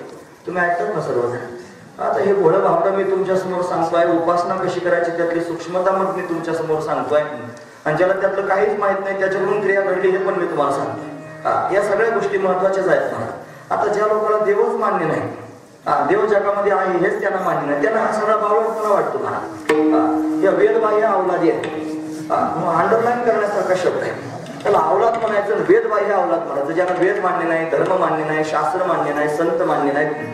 कुठून फॉरेनवरून आले तर मला माहित नाही मला. इंग्रजाच्या पोटात घालून निघाले आणि त्यांनी अशा पद्धतीनं हे तत्वज्ञान त्यांना सांगायला सवड प्राप्त झाली. त्यांना देवानं अक्कल दिली आणि एवढे शहाजूक झाले की साधू संतांच्या परंपरांच्या विरोधात उभे राहिले. त्यांनी मला तुमचा महादेव मान्य नाही, हा बावळटपणा. ते म्हणतात हे महादेव पार्वती म्हणजे काय, शिवरात्रीच्या दिवशी SMS फिरत होते. हे महादेव पार्वती म्हणजे काय, एक दिव्य असणारं त्यांनी मला दाम्पत्य. काय दिव्य दाम्पत्य, शिव आणि पार्वती म्हणजे दिव्य दाम्पत्य. आणि म्हणून त्यांनी शिव आणि पार्वती म्हणतात, त्यांची पूजा केली जाते. एरवी त्यांनी तुम्ही शिवरात्र वगैरे करता, हा तुमचा सगळा बावळटपणा. म्हणजे माझे वाड वडील करीत आले, साधू संत करीत आले, ते सगळे बावळट होते आणि हेच फक्त शहादूक जन्माला आले. महत्वाची गोष्ट आहे मला. म्हणजे सगळ्या संतांनी हे सगळे त्यांनी मला धर्माचे अशा पद्धतीने नियम पाळले, जे अतिशय श्रद्धेनं त्यांनी महाराज या माध्यमातून प्रवास करीत राहिले आणि हेच फक्त त्यांनी महाराज निपजले. आणि यांनी जगाच्या समोर आता खरं सांगायला सुरुवात केली. अवतारच झाले महाराज याचे, हे सगळे अवतारी पुरुष आहेत आणि हे जगाला आता सांगतात ह्या देवधर्म सगळा खोटा, ह्या सगळा बावळटपणा आहे, हा सगळा मूर्खपणा आहे. हे सगळे लोक बावळट आहेत, गण लावतात, माळा घालतात, वाऱ्या करतात, हे असे कीर्तन करून यानं काय होणार आहे. असं माणसानं चंडळवादी असलं पाहिजे, माणसानं भोगवादी असलं पाहिजे, माणसानं बूट घालून नाही बुटात जेवलं पाहिजे. महत्वाची गोष्ट आहे. जो त्यांनी मला अशा पद्धतीनं जगाच्या समोर वागतोय त्यांच्या दृष्टीनं फार शहाजूक आहे. अरे बावळटा, तू तर नरकात जाशीलच, पण तू ज्यांना अशा पद्धतीचा उपदेश करतो ते सुद्धा नरकात घेऊन जाशील. याला चारवाक म्हणतात. चारवाक 6 शास्त्र नास्तिक आहेत, वेदाला न मानणारे शास्त्र आहेत. 6 शास्त्र आहेत, त्याच्यात 1 नंबरचं शास्त्र आहे चारवाक नावाचं शास्त्र. बाकीचे त्यांनी महाराज 5 शास्त्र वेगवेगळे. आता त्यांचं नाव सांगून अजून कुठून गुभाट गाडीत बसू, पण पहिलं सांगतो त्यांनी महाराज चारवाक नावाचं शास्त्र. हे चारवाक शास्त्र वेदाला मानित नाही. नास्तिको वेद निंदका, जो वेद मान्य नाही त्याला देव मान्य नाही, त्याला धर्म मान्य नाही. तो म्हणतो त्यांनी महाराज ऋणम कृत्वा घृतम पिबेत. म्हणजे ऋणम कृत्वा म्हणजे काय? ऋण म्हणजे कर्ज काढायचं आणि घृतम पिबेत म्हणजे तूप प्यायचं. मस्तपैकी राहायचं, मला जे होईल ते होईल, कर्ज काढायचं तूप प्यायचं, मला खायचं प्यायचं मस्त राहायचं, दुकानदाराच्या उधाऱ्या करायच्या, लोकांना गंडे घालायचे, टोप्या घालायच्या, लोकांना उलटे पालटे करून टाकायचे, याला फसवायचं त्याला फसवायचं, या इथं विचार करायचं, तिथं 2 नंबर करायचं, तिथं फलानं करायचं. आणि असं आपलं जीवन त्यांनी टंगळ मंगळ जगायचं. आणि असं जीवन जगत असून जी श्रद्धेनं प्रेमानं आईला आई म्हणतात, बापाला बाप म्हणतात, तिथं मायबाप म्हणून भावना पोटात ठेवतात आणि त्यांच्यात कुंभा घालून द्यायचं आणि त्याच्यात विष घालून त्यांनी अशा पद्धतीने सगळ्यांचा बुद्धिभेद करून द्यायचा. आणि असा बुद्धिभेद करून त्यांनी मला धर्मच घालवायचं. वेद म्हणतो मातृदेवो भव, वेद म्हणतो पितृदेवो भव, वेद म्हणतो आचार्य देवो भव, वेद म्हणतो अतिथी देवो भव. माणसात देव भरलेला आहे, वेद सगळ्यांना सांगतो. आणि हे सगळंच सगळं पडून टाकायचं. पाश्चात्य संस्कृती काय माहितीये तुम्हाला? लेकरं झाल्यानंतर सरकारच्या ताब्यात देतात आणि ते सरकार त्यांचं शिक्षण करून काय नोकरी लावायची ती लावतं. आणि नोकरी लावल्यानंतर मग त्यांना फक्त माहित असतं की हे आपले आई बाप आहेत. झाल्याबरोबर देऊन टाकायचे. मग त्यांची जबाबदारी सगळी सरकारवरच असते. एखादा माणूस मेला तर पाणी पिणी पाजायचा धंदा नसतोय. मग फक्त त्यांनी काहीतरी सांगायचं, सूचना द्यायची म्हणून त्यांच्या पोटी जेवढे जन्माला आले त्यांना सांगतात. आणि सांगितल्यानंतर ते फार तर फार त्या अंत्यविधीला उपस्थित सुद्धा राहत असते. आणि राहून त्यांनी महाराज मशीन मध्ये घालायचं इकडून आणि तिकडून फक्त फोपाटा काढायचा आणि टाकून द्यायचं, कुठे टाकायचं. अशी ही संस्कृती आहे महाराज. तिथं काय हे का म्हणे कशाला पाणी पाजायचं, कशाला अंकन, कशाला दावा करायचा, कशाला तेरावा कावळा काय आपला बाप आहे का? मग तुझा बाप कोण आहे हेच मला समजणार. कावळा काय आपला बाप आहे का म्हणे, वाईट वाटतं नाही ऐकायला. पण एवढ्या हजार समाजामध्ये असं एखादा असतं महाराज बांडगुळ. जे बांडगुळ शब्द माहिती आहे तुम्हाला? माहिती आहे का? ते त्यांनी असा शब्द आहे जे एका झाडावर उगवलेलं दुसरं झाड, ज्याला आधार नाही, ज्याला माती नाही, ज्याला मुळ्या नाही, त्याला काही नाही महाराज. एखाद्या मोठ्या झाडावर त्यांनी फक्त उगवलेले झाड, त्याचं अस्तित्व राहतं किती दिवसाचं महाराज. म्हणून ते त्यांनी अशा पद्धतीने फपावतं आणि जवळ राहतं तोवर राहतं आणि ते स्वतःही जातं आणि दुसऱ्यांना त्या भावा पेटून दुसऱ्याचाही बुद्धिभेद करून जातं. महत्वाची गोष्ट आहे. म्हणून हे सात्विकांकरता नाही बोललं झालं, हे सात्विकांना जाग करण्याकरिता आणि त्यांची तोंड बंद करण्याकरिता आहे महाराज. मग राजूच बोलतो काय भ्याव कोणाचं आलं थोडंच. माझा देव आहे ना मला सांभाळायला, माझा विश्वास आहे माझा देवावर, मला माहिती आहे मला शाश्वत आहे माझा देव मला सांभाळतोय म्हणून घाबरू नका कोणाला. धर्म टिकवा, धर्म सांभाळा. धर्माला त्यांनी मला अंतःकरणात स्वतः धारण करा. धारा येते ती धर्माला, म्हणून धारण केला पाहिजे धर्म. आणि हा धर्म जगाच्या समोर मांडला पाहिजे. तर उद्या लोक आईला आई म्हणतील, तर लोक बापाला बाप म्हणतील. नाही तर घोटाळा होईल. मला 2 मुलं अमेरिकेत होते आणि अमेरिकेत गेल्यानंतर त्यांनी मला म्हातारं मेल होते. म्हातारं मेल्यानंतर त्यांनी यायचं कोणी असा प्रश्न होता. मग दोघांमध्ये संवाद झाला आणि एक दुसऱ्याला म्हणला हे बघा एवढ्या बारीने तू जा, म्हातारीच्या टायमाला मी जाईल. तुमच्या लक्षात आलं? आणि शिकवले ना पुढं आणि त्यांना समृद्ध केलं. संपत्तीनं त्यांनी आकलीनं वाढवले. फार पुस्तकं शिकवले आणि शिकून त्यांनी मला मोठे साहेब केले आणि दिले पाठवून परदेशात. आणि परदेशात गेल्यानंतर एकमेकाला म्हणायला लागले बाप मेल्यावर तू जा ना, आई मेल्यावर मी जाईल. कठीण गोष्ट आहे ना. कशाकरता हे सगळं? अरे पाश्चात्य संस्कृती, पाश्चात्य शिक्षण आपल्या मुलांना त्यांनी द्यायचं. कशाकरता द्यायचं? फक्त जगाच्या बरोबरीनं चालण्याकरिता द्या. कारण आपलं त्यांनी महाराज जीवन जगाच्या बरोबरीनं असलं पाहिजे. आपण कुठेच कमी पडता कामा नये. निश्चित द्या हे शिक्षण त्यांनी महाराज जगाच्या बरोबरीनं शिक्षण आपल्या मुलांना द्या. पण त्या शिक्षणाबरोबर आपली संस्कृती द्या. त्याला रोज पाय पडायला शिकवा. त्याला नाही काय तर देवाच्या समोर डोकं टेकवायला शिकवा. त्याला मंदिरात जाऊन घंटा वाजून त्यांनी महाराज भगवंताच्या समोर नतमस्तक व्हायला शिकवा. त्याला आई मातृदेवो भव पितृदेवो म्हणायला शिकवा. अरे जर नाही शिकवलं तर सावध राहा, उद्या लाथा बसतील. आज माझं बोलणं त्यांनी महाराज फार कडू वाटतंय. माझं बोलणं फार वाईट वाटतंय. लोक म्हणतात फार जास्त बोलतो. अरे जास्त बोलतो नाही, माझ्या पोटात जीव कासा विसरतोय. माझा कालमिल होते पोटामध्ये. उद्या काय होईल? वाईट परिस्थिती निर्माण होईल महाराज. आज पाहायला मिळते लाथा घालणारे. मी जेव्हा दवाखाना चालवत होतो त्या टायमाला माझ्या डोळ्याने पाहिलेत महाराज प्रसंग. म्हातारी आली बरगडी सुजली होती. म्हणलं कशाने सुजली गाई? ती म्हणजे भाऊ काय सांगू, माझ्या गळ्यात 2च मणी होते सोन्याचे. आणि ते त्यांनी महाराज माझं पोरग मागत होतं. दारू पिऊन आलं देत नाही म्हणून लांबून पळत येऊन लाट मारली मला बरगडी आणि हिसकून घेतलं महाराज. ही काय पूर्णातली गोष्ट थोडी आहे, अरे आताची आहे.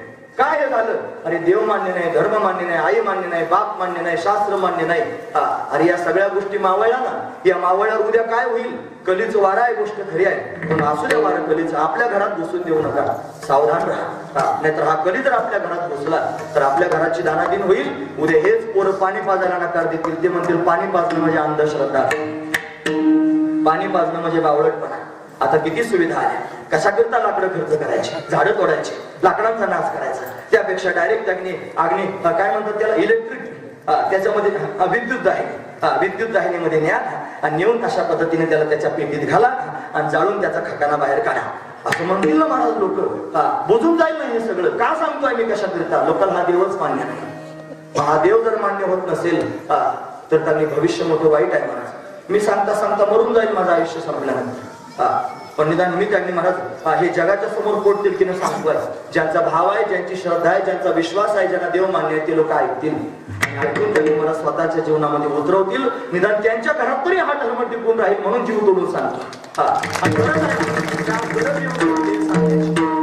म्हणून माझं बोलणं वावगं समजू नका. आणि अशा विचाराचे जर त्यांनी मला तुम्हाला कोणी सापडलं ना, एक शब्द सुद्धा ऐकू नका. तुझी खाणीसुमारी सांग म्हणा काय आहे ते आधी. तू कशाच्या जोरावर बोलतोस सांग. तुझं बोलणं काय विचारायचं आहे ते आधी मला प्रगट करून सांग. पुराव्याशिवाय बोलायचं नाही, आधी पुरावा द्यायचा. जर धर्मशास्त्राविषयी काही शंका असतील तर आम्हाला पुरावे विचार, आम्ही तुला पुरावे देतो.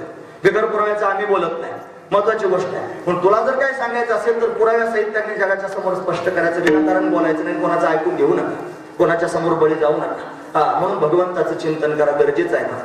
म्हणून शास्त्रशुद्ध पद्धतीने उपासना केली तरी हा देव प्रसन्न होतो. मोळ्या बाबड्यापणानं गेला तरी हा देव प्रसन्न होतो. आणि याच्यातलं शास्त्र माहित नाही, भोळे बाबडेपणा नाही, तरी पण एखाद्याकडून जर भगवंताची सहज भक्ती झाली तरी पण उद्धरून येतो. याच्याकरिता उदाहरण सांगायला लागले भिल्लाच. आलो ना आता मुद्द्यावर मी. सगळ्याच कीर्तनकाराने असा 2-5 मिनिटाचा फेरफटका मारलाच पाहिजे महाराज. काळाची गरज म्हणून, काळाची गरज म्हणून सगळ्या कीर्तनकार. पण कीर्तनकार बोलत नाहीत महाराज.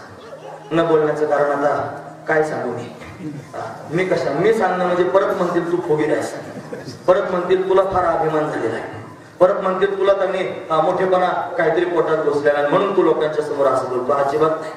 मी सगळ्यांच्या समोर दंडवत प्रणाम घालण्याकरता तयार आहे. माझ्या पोटात काय मोठेपणा, मी कोणाच्या समोर पाय पडायला तयार आहे. तुम्ही सगळेजण अगदी तुमच्या समोर साक्षीने मी वागतोय, सगळ्यांच्या समोर वागतोय. मला काय फुगीरपणा करायचा नाही. मला फक्त पोट तिलकीनं मानवता टिकवायची आहे. मला असं वाटतं माणुसकी टिकावी. लोक माणुसकी विसरते.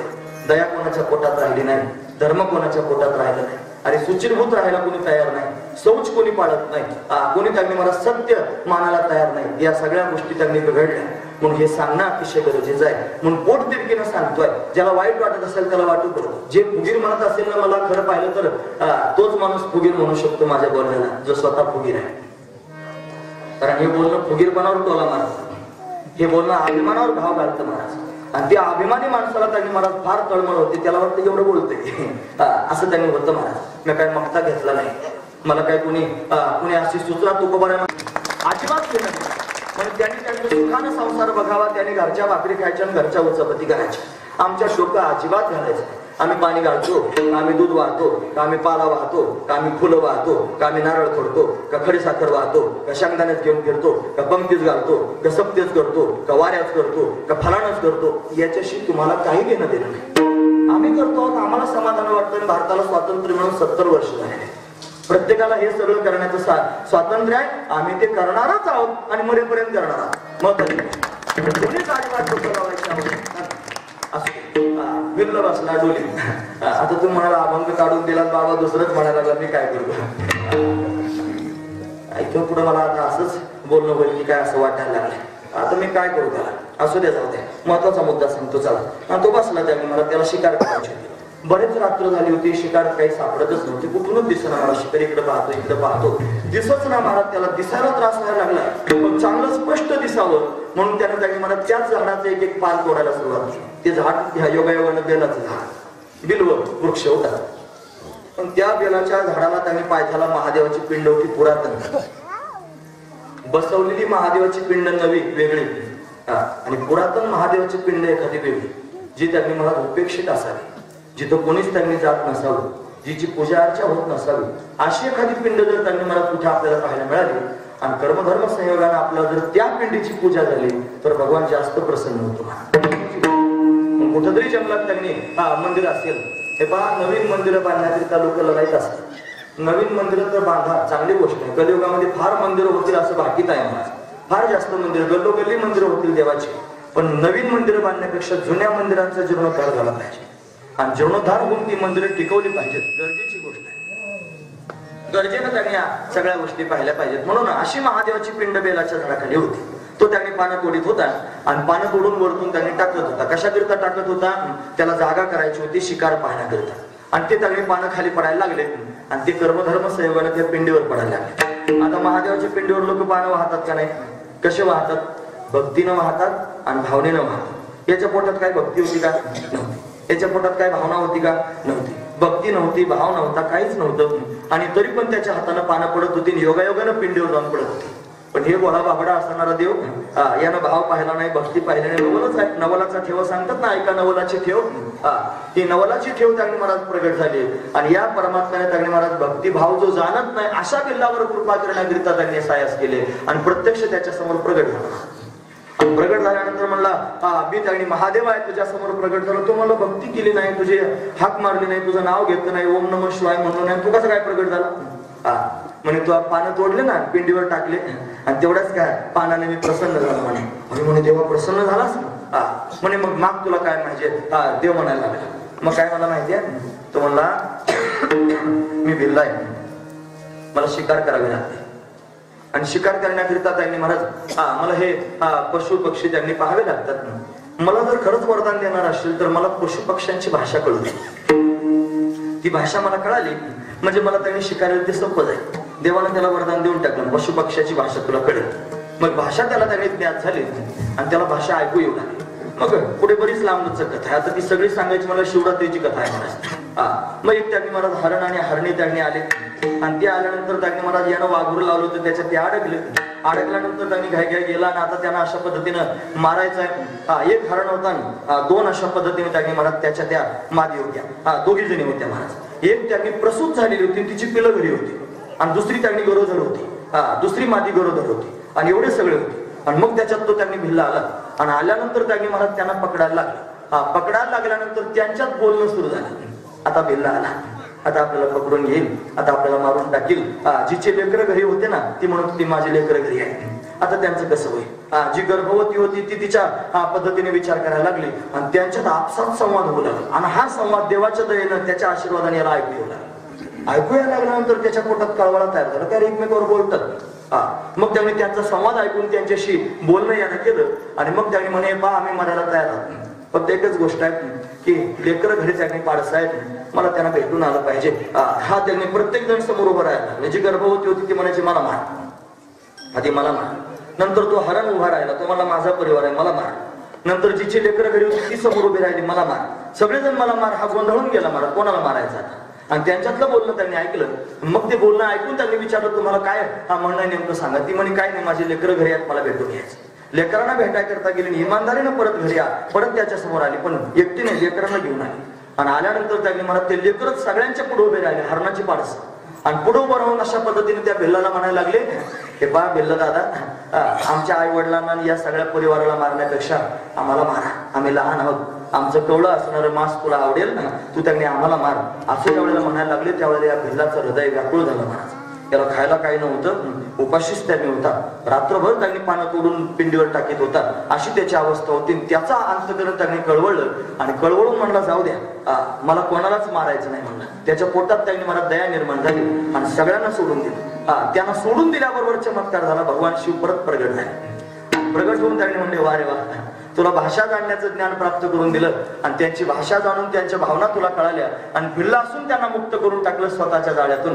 मी तुझ्यावर प्रसन्न झालो. आणि प्रसन्न त्यांनी झालो, काय पाहिजे म्हणे, काही त्यांनी तुला बाकीचं द्यायचं नाही, तुला मी माझ्या स्वतःच्या धामात घेऊन जातो. म्हणून त्यांनी महाराज त्याला स्वतःच्या चरणाजवळ जागा भगवान शंकरांना दिली. त्या हरण हरणी त्यांनी महाराज गत जन्मातले काहीतरी शापित होते आणि त्यांनाही भगवान शंकराच्या दर्शनानं मुक्तता प्राप्त झाली. आणि भिल्ल सुद्धा भगवान शंकराच्या कृपेने अशा पद्धतीने उद्धरून गेला. नवे नवे त्याला कैलास धामामध्ये त्यांनी भगवान शंकराच्या चरणाजवळ राहण्याचा योग प्राप्त झाला. कैलासा सीमेला भिल्ल पानिडी बैसला. म्हणून भिल्ल त्यांनी महाराज भगवान शंकराच्या चरणाजवळ जाऊन अशा पद्धतीने दिव्य विमानात बसून त्यांनी महाराज कैलास पर्वतापर्यंत गेला आणि भगवान शंकराच्या सेवेत रत झाला. हाच त्यांनी महिमा तिसऱ्या चरणामध्ये अशा पद्धतीने वर्णन करून सांगितलं. एकच उदाहरण देऊन त्यांनी लोकांना पटत नसतंय, पण अजून एक दोन उदाहरणं देतो म्हणले. मग काय उदाहरण दिलं म्हणे त्यांनी महाराज, एक दिवशी काय झालं, महादेवाची पिंड त्यांनी महाराज जंगलात होती आणि जंगलात असणाऱ्या मोठीची मोठी महादेवाची पिंड आहे आणि या पिंडीवर त्यांनी महाराज एक घार येऊन बसली. घार पिंडीवर बसली आणि बसल्यानंतर त्यांनी महाराज ती घार तिच्या शिकारीच्या शोधात होती आणि पिंडीवर बसून त्यांनी महाराज पंख हलवित होते. वरतून त्यांनी महाराज ऊन लागत होतं आणि अशी उघड्यावर असणारी ती पिंड होती आणि घारीनं पंख हलवायला सुरुवात केली. घारीच्या पंखाच्या फडतकारानं महादेवाच्या पिंडीला वारा लागला महाराज.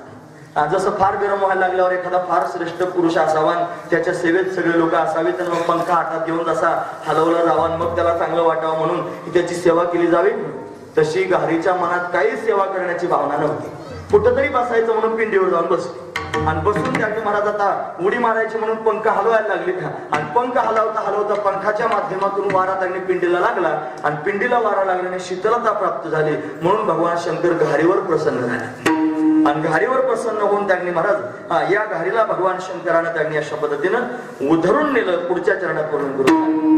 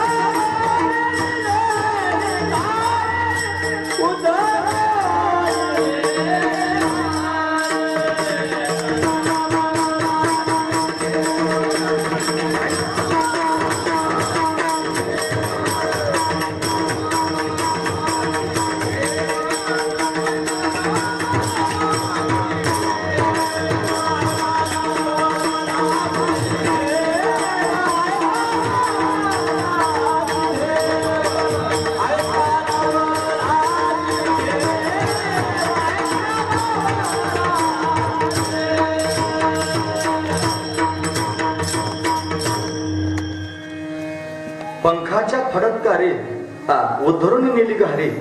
घारीला उद्धरून नेलं का बरं? तिनं पंखाची फडफड केली महादेवाच्या पिंडीवर आणि फडफड केल्यानं वारा घातल्यासारखं झालं आणि देवाला शीतलता प्राप्त झाली. प्रसन्न झाला महाराज देव. मग गोळ्या भाबड्या भावनेनं त्यांनी महाराज जर कोणी हे करत असेल ना तर भगवान त्याला अशा पद्धतीनं कृपा करून सांभाळतो. आज एक भक्त मला भेटले. आम्ही देऊला गेलो होतो सकाळी कीर्तनाला आणि भेटल्यानंतर ती त्यांचा अनुभव सांगायला लागला. त्यांनी मला विचारलं म्हणे महाराज लोकांच्या समोर अनुभव सांगितला पाहिजे की नाही? मला अजिबात नाही सांगितलं पाहिजे. एकांतात त्यांनी महाराज कोणी अधिकारी असेल त्याच्या समोर सांगा. कोणाचा अनुभव? स्वतःचा अनुभव सगळ्या लोकांच्या समोर असा सांगायचं नाही. क्वचित जिथं गरजच वाटेल तिथं सांगितलं पाहिजे. पण गरज नसताना विनाकारण असं सांग. नित्य देव भेटला म्हणून काय जगाशी दावावा? महाराजांचं प्रमाण आहे ना अनाथांचं. म्हणून सहज देव जर भेटत असेल तर लगेच जगाच्या समोर दाखवायचं नाही. नाही तर देव भेटणारे अनेक आहेत म्हणास. देव भेटतो, देव बोलतो, लोकांच्या समोर देवाचं कौतुक सांगतात ना हे साधू संत. तुम्हाला माहिती आहे एकांतात गेल्यानंतर देव त्यांना भेटतो. तिथं सांगतात देव असा आहे, देव एवढा श्रेष्ठ आहे, देव एवढा मोठा आहे, त्याची पूजा करा, त्याची भक्ती करा. आणि एकांतात त्यांना भेटला ना, भेटल्यानंतर पांडू इकडे. देवाला पांडुरंगाला म्हणतात. त्याचं कारण आहे तो त्यांचा गुलाम आहे महाराज. त्यांची सेवा करतो, त्यांच्या पायाला लागलेला असतो कायमस्वरूपी. म्हणून हेंडे मागे मागे गिरटी झाली तसे. म्हणून निर्गुण आकार झाला गुणवंत घाली दंडवत पूजनीय. हा निर्गुण आहे पण तो आकाराला आला आणि आकाराला येऊन त्यांनी मला संतांची पूजा करतोय. संतांचे सुख झाले या देवा म्हणून सेवा करी त्यांची सेवा करतोय. म्हणून त्यांना सामान्य समजू नका या संतांना. ते त्यांनी मला भगवंताला प्रिय आहेत आणि एकांतात हा परमात्मा त्यांना त्यांनी अशा पद्धतीने भेटत असतो. जगाच्या समोर फक्त ते सांगतात की भगवंताची भक्ती करा, भगवंतावर प्रेम करा. असे संत जगामध्ये आहेत. मला त्यांना अनुभव सांगितला. तुम्ही ऐकतात ना सर्वजण. तो अनुभव अतिशय महत्वाचा आहे. ते देहू गावामध्ये त्यांनी महाराज आणि पांडुरंगाची पूजा करण्याकरिता, पांडुरंगाची जी मूर्ती आहे तिची पूजा करण्याकरिता तिथं दोघे जण भक्त होते. दोघांचे अनुभव सांगितले. आता ते 9 वाजून 5 मिनिटांनी मी तुमच्या समोर सांगतोय.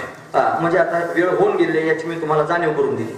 म्हणजे तुम्हाला ही जाणीव असली पाहिजे की मला जाणीव आहे आता वेळ होऊन गेलेली आहे. मग याच्याकरिता आता तुम्ही फुलं वाटू शकता, पण फुलं अशी पुढून मागं वाटत गेली की वाटणाऱ्याकडेच लोक पाहतील. म्हणजे मागून पुढे वाटेत यायचं, म्हणजे पुढच्या लोकांना माहित नाही मागं काय चाललंय. तर एवढी फुलं एवढ्या लोकांना पुरून आणत असं माहित ना, मग जाऊ द्या तुम्ही आता पाठीमागं. आणि नाही तर थांबा ना 2 मिनिटं. शेवटचं चरण त्यांनी व्हायला लागलं की मग आपण फुलं वाटायला सुरुवात करू, असं ना. असं एवढं सांगतोच महत्वाचं आहे मला. त्याने 2 उदाहरणं सांगितली, 2च सांगतो तुमच्या समोर. त्याने अजून सांगितले मला बरेच, पण ते मी आता सगळं सांगत नाही. पहा, मंदिरामध्ये त्यांनी महाराज सेवा करत असताना त्यांनी महाराज दह्यानं दुधानं त्यांनी देवाला अभिषेक घातला जातो ना, रोज दह्या दुधाचा अभिषेक होतो. गोळ्या भाबड्या भावनेने त्यांनी महाराज त्यांनी अभिषेक करायला सुरुवात केली. आणि अभिषेक त्यांनी करत असताना पायाला त्यांनी चांगलं देवाचं धुवायचंय म्हणून त्यांनी महाराज त्यांना लोणी लावून अशा पद्धतीने देवाच्या पायाला धुवायला सुरुवात केली. पण त्यांना ते धुत असताना असं जाणवलं की देवाचे बोट आहेत ना पायाचे सुट्टे आहेत. सुट्टे म्हणजे आपल्या पायाचे कसे हालचाल करतात बोट, असे सुट्टे त्यांनी महाराज बोट त्याला जाणवले. बोटांमध्ये अंतर जाणवलं, कोवळे असणारे बोट त्यांच्या हाताला लागले. आणि ते त्यांनी महाराज त्या भावनेत ते धुत राहिले पाय, त्याला लोणी लावत राहिले. तोपर्यंत त्यांना कळालं नाही काय होत आहे. आणि भगवंताच्या पायाची बोट त्यांनी महाराज त्यांना अशी मऊ त्यांनी हाताला जाणवली सुद्धा. आणि त्याला त्यांनी मला स्वच्छ अभिषेक करून झाला. आणि अभिषेक पूर्ण होऊन आरती झाल्यानंतर त्यांच्याही लक्षात आलं की मी त्यांनी देवाच्या पायाला हात लावला आणि मला अशा पद्धतीने देवाचे पाय जाणवले. लांबची गोष्ट नाही, आताची गोष्ट आहे. आताच ऐकून आलो एवढ्यात. सकाळचं कीर्तन करून त्यांचं ते ऐकूनच मी इथपर्यंत आलो. का बरं हे झालं असेल? त्या भाविकाच्या अंतकरणातला घोळा भाव तो भगवंताला पोहोचला महाराज, त्याला प्राप्त झाला. आणि तो प्राप्त झाल्याने एवढ्या श्रद्धेनं माझ्या पायाची सेवा करतोय ना, मग त्याला ओरिजिनल पाय दाखवले तर कुठे बिघडले. म्हणून त्यांनी मला मूर्तीतून प्रगट होऊन खरोखरचे पाय त्याला दाखवले. नामदेव महाराजांच्या गडव्यातलं दूध पिणारा देव, मूर्तीतून प्रगट होऊन जेवण करणारा देव, त्याला भाकड कथा म्हणणारी ही माणसं आता याला काय म्हणतील महाराज? आता ते म्हणतील त्याच्या डोक्यावर परिणाम झालेला आहे. हे जे शहाजूक आहेत ना आता, त्यांना मी खरूच शब्दांमध्ये अवलादी म्हणतो, हे आता म्हणतील ही त्याच्या डोक्यावर त्यांनी परिणाम झाल्याची स्थिती त्याला तपासून घ्या म्हणते. मग किती सांगायचं लोकांच्या समोर? म्हणून त्यांनी मला हे लोकांच्या समोर सांगायचं नाही, हे भाविकाच्या समोर सांगायचंय, हे श्रद्धावानाच्या समोर सांगायचं. हा भगवान असं करतो महाराज. आजही भगवंताच्या अस्तित्वाची जाणीव. एक सुतकी त्याने महाराज अमुक महिला सुतक असताना मंदिरात जायला निघाली. आणि जात असताना त्यांनी महाराज देवाच्या डोक्यावरचं फुल पटकन खाली पडलं. त्यानं दुसरं उदाहरण सांगितलं. मग आतमध्ये तिनं प्रवेश केल्याबरोबर सांगितलं, हे बघा आतमध्ये येऊ नका. देवानं वरून फुल टाकलं आणि मला कळालं की तुम्हाला देवाची त्यांनी आज्ञा की आतमध्ये यायचं नाही. काय झालं नेमकं सांगा. मग तिने सांगितलं मला असं त्यांनी कारण आहे. आणि मग त्या स्पष्ट सांगितलं आतमध्ये येऊ नका. म्हणजे त्यांनी या सगळ्या गोष्टी आजही घडतात. आजही त्या पांडुरंगाची मूर्ती तुम्ही देऊत जाऊन बघा. घडवणाऱ्या माणसानं कशाला देवाचं तोंड वाकडं करायचं? असं वाकडं तोंड आहे, थोडस असं ओठाला जळालेलं आहे आणि ओठ थोडेसे असे वाकडे झाले. कशाला देव? घडवणारा माणूस जर घडवलेली असेल मूर्ती तर चांगली घडवेल की नाही महाराज? उभे हो. तोंड कशाला अशा पद्धतीने ओठाला जळालेलं घडवेल? पण जळालेलं आहे महाराज ओठाला. का जळालं माहिती आहे तुम्हाला? तुकोबारायांच्या पत्नीने उकळतं दूध पांडुरंगाला पाजलं आणि ते त्यांनी तुकोबारायांच्या अंगावर बला येऊ नये कारण रोज तांब्याभर दूध नेतो ते म्हशीचं देवाला पाजायला. आणि ही म्हणजे तुमचा देव खरंच पेतो का? म्हणे खरंच पेतो. म्हणजे मी घेऊन जाते आज. म्हणे तुकोबाराला वाटलेला गुण आला. एवढ्या दिवस मला शिवे देतील, माझ्या देवाला शिवे देते म्हणे, मी जाते दूध पाजायला म्हणून तीच निघाली. म्हणून दुधाचा तांबे तिच्या हातात दिला गेली. आता देवानं विचार केला, हे दूध घेऊन आलेले उकळतं दूध आहे. आता जर मी दूध पिलो नाही तर ही म्हणेल ना देवाची मूर्ती दूध पित नाही. हे तुकाराम बाबा तांब्याभर दूध नेतात आणि तिकडेच गडप करतात, म्हणजे स्वतःच पिऊन घेतात. माझ्या भक्तावर त्यांनी बला येण्याची दाट शक्यता. ही बाई घरी जाऊन भांडण करेल. आता काय केलं पाहिजे? पिऊन घेतलं पाहिजे. बरं प्यावं तर तिकडून घोटाळा. उकळतं दूध आहे, आता उकळतं त्यांनी प्यायचं. मग दोन्हीकडून देवाचा कचाटा झाला. पण ऐका, भक्ताचा मान राखण्याकरिता देवानं स्वतः कष्ट सहन केले महाराज. आणि उकळत्या दुधाचा तांब्या त्यांनी तोंडाला लावला आणि घटघट घटघट भगवंतानं पिऊन घेतला. उकळतं दूध पित असताना ओठाला त्यांनी जळालं आणि फोड आला. पण आजही पांडुरंगाच्या तोंडाला तो फोड आलेला तसाच आहे. जाऊन बघा देवगावामध्ये. ही वस्तुस्थिती मी तुमच्या समोर सांगतोय. असा फोड आलेला तयार करता येईल का महाराज मूर्तिकाराला? काय त्यांनी कारण आहे? बरं फक्त फोड आला तोंड ओठ जळाला असं नाही. देवाची मान अशी वाकडी आहे महाराज. एखादा गरम गरम तुम्हाला काही खायला दिलं तुमच्या तोंडात जर घातलं तर एकदम जर चटका बसला तर माणूस मान वाकडी करणार की नाही? देवानं मान वाकडी केलेली अशी आणि देवाच्या तोंडाला फोड आलेला आहे. ही वस्तुस्थिती आज जाऊन बघा. त्यांनी याला अंधश्रद्धा म्हणतात. आता कोणाच्या समोर सांगून कसं सांगू? महत्वाची गोष्ट आहे. म्हणून कोणाचं ऐकू नका माहिती. बऱ्याच लोकांना वाटतं की महाराजांनी एवढा जीव कासावीस करू नये. बरेच प्रेमाची अशी माणसं आहेत की ज्यांना वाटतं महाराज जास्त तळतळ करतोय, याने तळतळ करू नये. ठीक आहे, मी तळतळ नाही करणार, अजिबात नाही तळतळ करणार. पण माझी विनंती आहे, तुम्ही सगळेजण विनंती मान्य करीत असले तर तुमच्या गावात तळतळ करणार नाही. बाकीच्या गावात लोकांकडून असं बांधून घे. महत्वाची गोष्ट आहे, काय बांधून घे तुम्ही ऐका. तुम्ही जर सर्वजण त्याने मला धर्ममय जीवन जगणार असले, धर्मामध्ये संस्कृतीमध्ये वाडवडिलांच्या रीतिरिवाजांमध्ये जर कोणत्याच प्रकारचा बदल कधीच करणार नसले आणि धर्ममय त्यांनी साधू संतांच्या सांगण्यानुसार जर जीवन जगणार असले तर तुमच्या गावामध्ये कधीच डोकं आपटायचं काम करणार. सहज भगवंताचं चिंतन. तुम्ही कोणत्याच प्रथा मोडणार नाही, तुम्ही गुढ्या उभारणार आहात, तुम्ही होळी होळीसारखीच करणार आहात, तुम्ही संक्रांत संक्रांती सारखीच करणार आहात. तुम्ही जर हे बदल केलेले मला जाणवले तर तुमच्या गावात त्यांनी परत येणे नाही म्हणायचं. पक्क लक्षात ठेवा. कोणाला सांगायचं, कशाकरिता सांगायचं.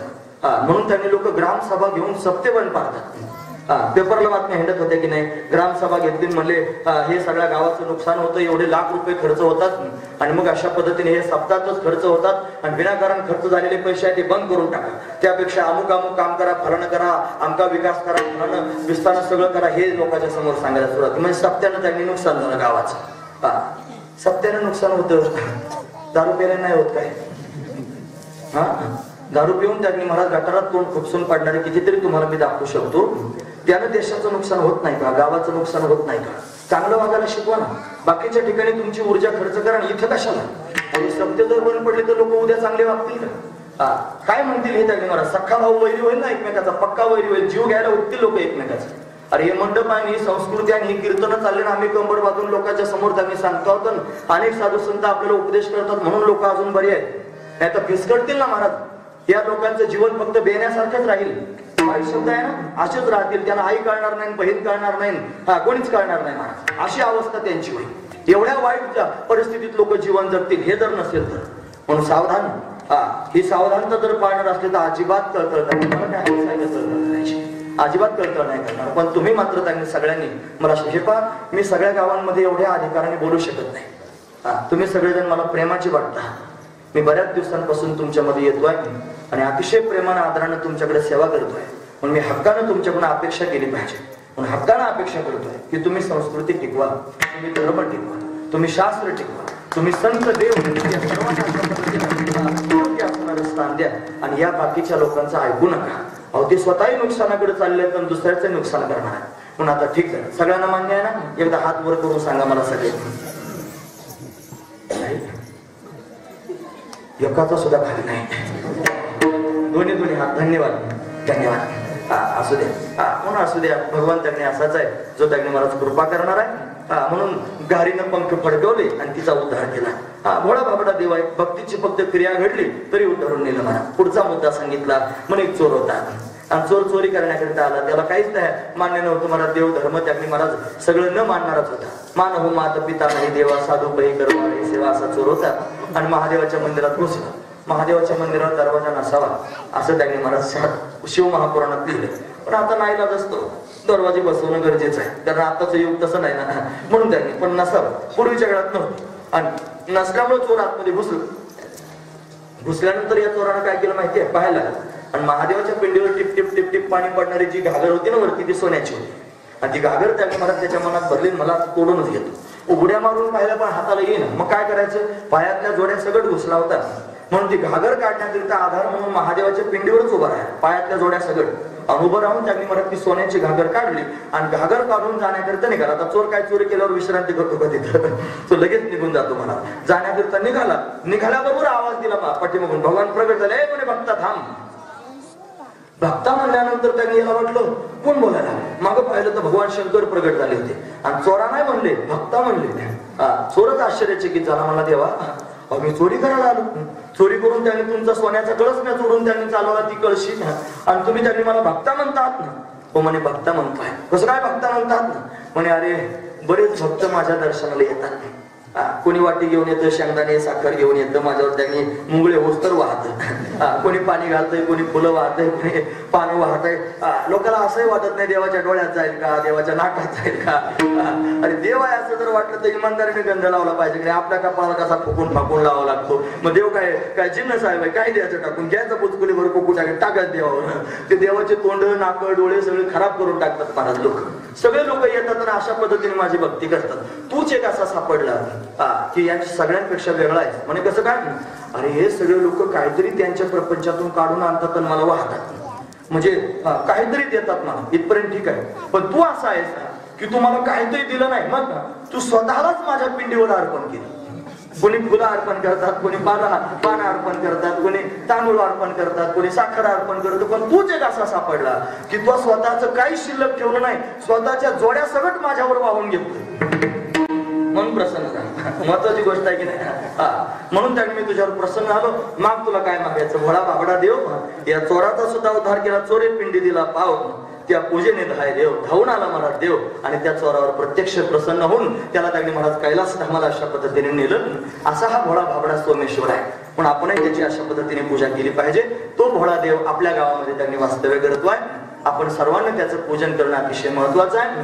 म्हणून त्या मंदिराचा, त्या मूर्ती प्राण प्रतिष्ठेचा आजचा हा वर्धापन दिवस आहे. म्हणून आपण सर्वजण त्यांनी म्हणत त्या वर्धापन दिनाच्या निमित्तानं त्याचं चिंतन ऐकावं. एरवी रामरायाची जन्मोत्सवाची असणारी ही पर्वणी आहे आणि त्याच्यात महादेवाचं वर्णन आहे. कशाकरिता हेच कारण सर्वांना कळालेच आहे. म्हणून त्यांनी हा भोळा भाबडा देव आहे. त्याचा डंका वाजवण्याकरिता तिने आजचा हा दिवस आहे. हा अभंग सुद्धा त्याच्याकरिताच आहे आणि त्याचा डंका वाजवून झालेला आहे. किती भोळा आहे. त्याचं भोळे पण अभंगाच्या शेवटच्या चरणात त्यांनी महाराज तुकोबाला सांगतात.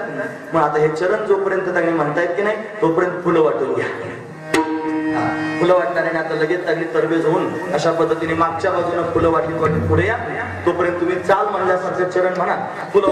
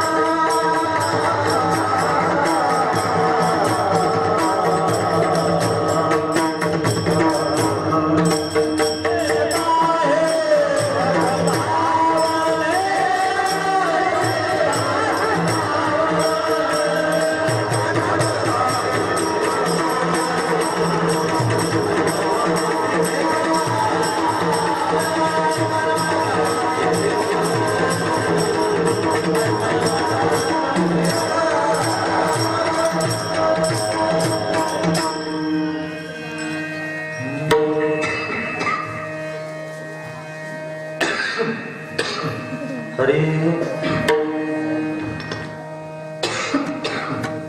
हे तुका म्हणे भोळा स्वामी माझा कोवळा कोवळा म्हणजे मृदू स्वभावाचा भोळा भाबडा असणारा हा कोवळा स्वभावाचा असणारा हा देव भक्तांवर अशा पद्धतीनं कृपा करतो आणि त्यांना आपल्या धर्माला घेऊन जातो हे सांगण्याकरिता 2-3 उदाहरणं सांगितले. बेल्लाचं उदाहरण सांगितलं, घारीचं उदाहरण सांगितलं आणि चोराचं उदाहरण सांगितलं. 3 उदाहरणं सांगितले की त्याने फक्त भक्तीची क्रिया केली पण भाव आणि प्रेम त्याच्यात नव्हतं.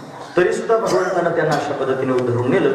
असा असणारा हा देव आहे. हे नवलच नाही का म्हणून ऐका, नवलाची ठेव नेनताही भक्तिभाव न जाणता भक्तिभाव सुद्धा त्यांनी नवल करतो आणि त्यांचा उद्धार करतो.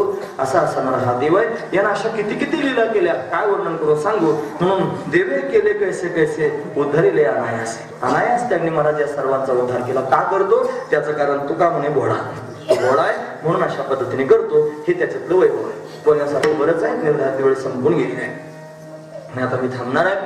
आता मी सांगितलं तुमच्या समोर मी बोलणार नाही. मला एक सूचना आली आहे. तुम्हाला दिसते का जवळच्या लोकांना तुम्ही चष्म्यावरी माणसं आहात म्हणून याच्यावर लिहिलेलं आहे गुढी पाडवा प्रबोधन सांगा. त्या दिवशी सांगितलं. तुम्हाला सांगायचंय का ऐकायचंय का सगळ्या लोकांना? सगळ्यांना ऐकायचं असलं तर सांगतो, नसलं तर राहू देतो. गुढी पाडवा पाडवा त्यांनी म्हणजे चैत्र शुद्ध प्रतिपदा चैत्र शुद्ध प्रतिपदा या प्रतिपदेच्या दिवशी त्या प्रतिपदेला महत्व का आलं त्याचं अनादी कारण जर ऐकायचं असेल तर कारण एवढंच आहे की भगवंतानं ब्रह्मदेवावर अनुग्रह केला आणि अनुग्रह करून सृष्टीला निर्माण करा असं त्यांनी मला सांगितलं. आणि भगवंताच्या अनुग्रहानं ब्रह्मदेवानं सृष्टी निर्माण करायला सुरुवात केली. तो जो दिवस आहे तो पहिला दिवस म्हणजे चैत्र शुद्ध प्रतिपदा म्हणून तो पहिला दिवस ब्रह्मदेवानं सृष्टी निर्माण करायला सुरुवात केली.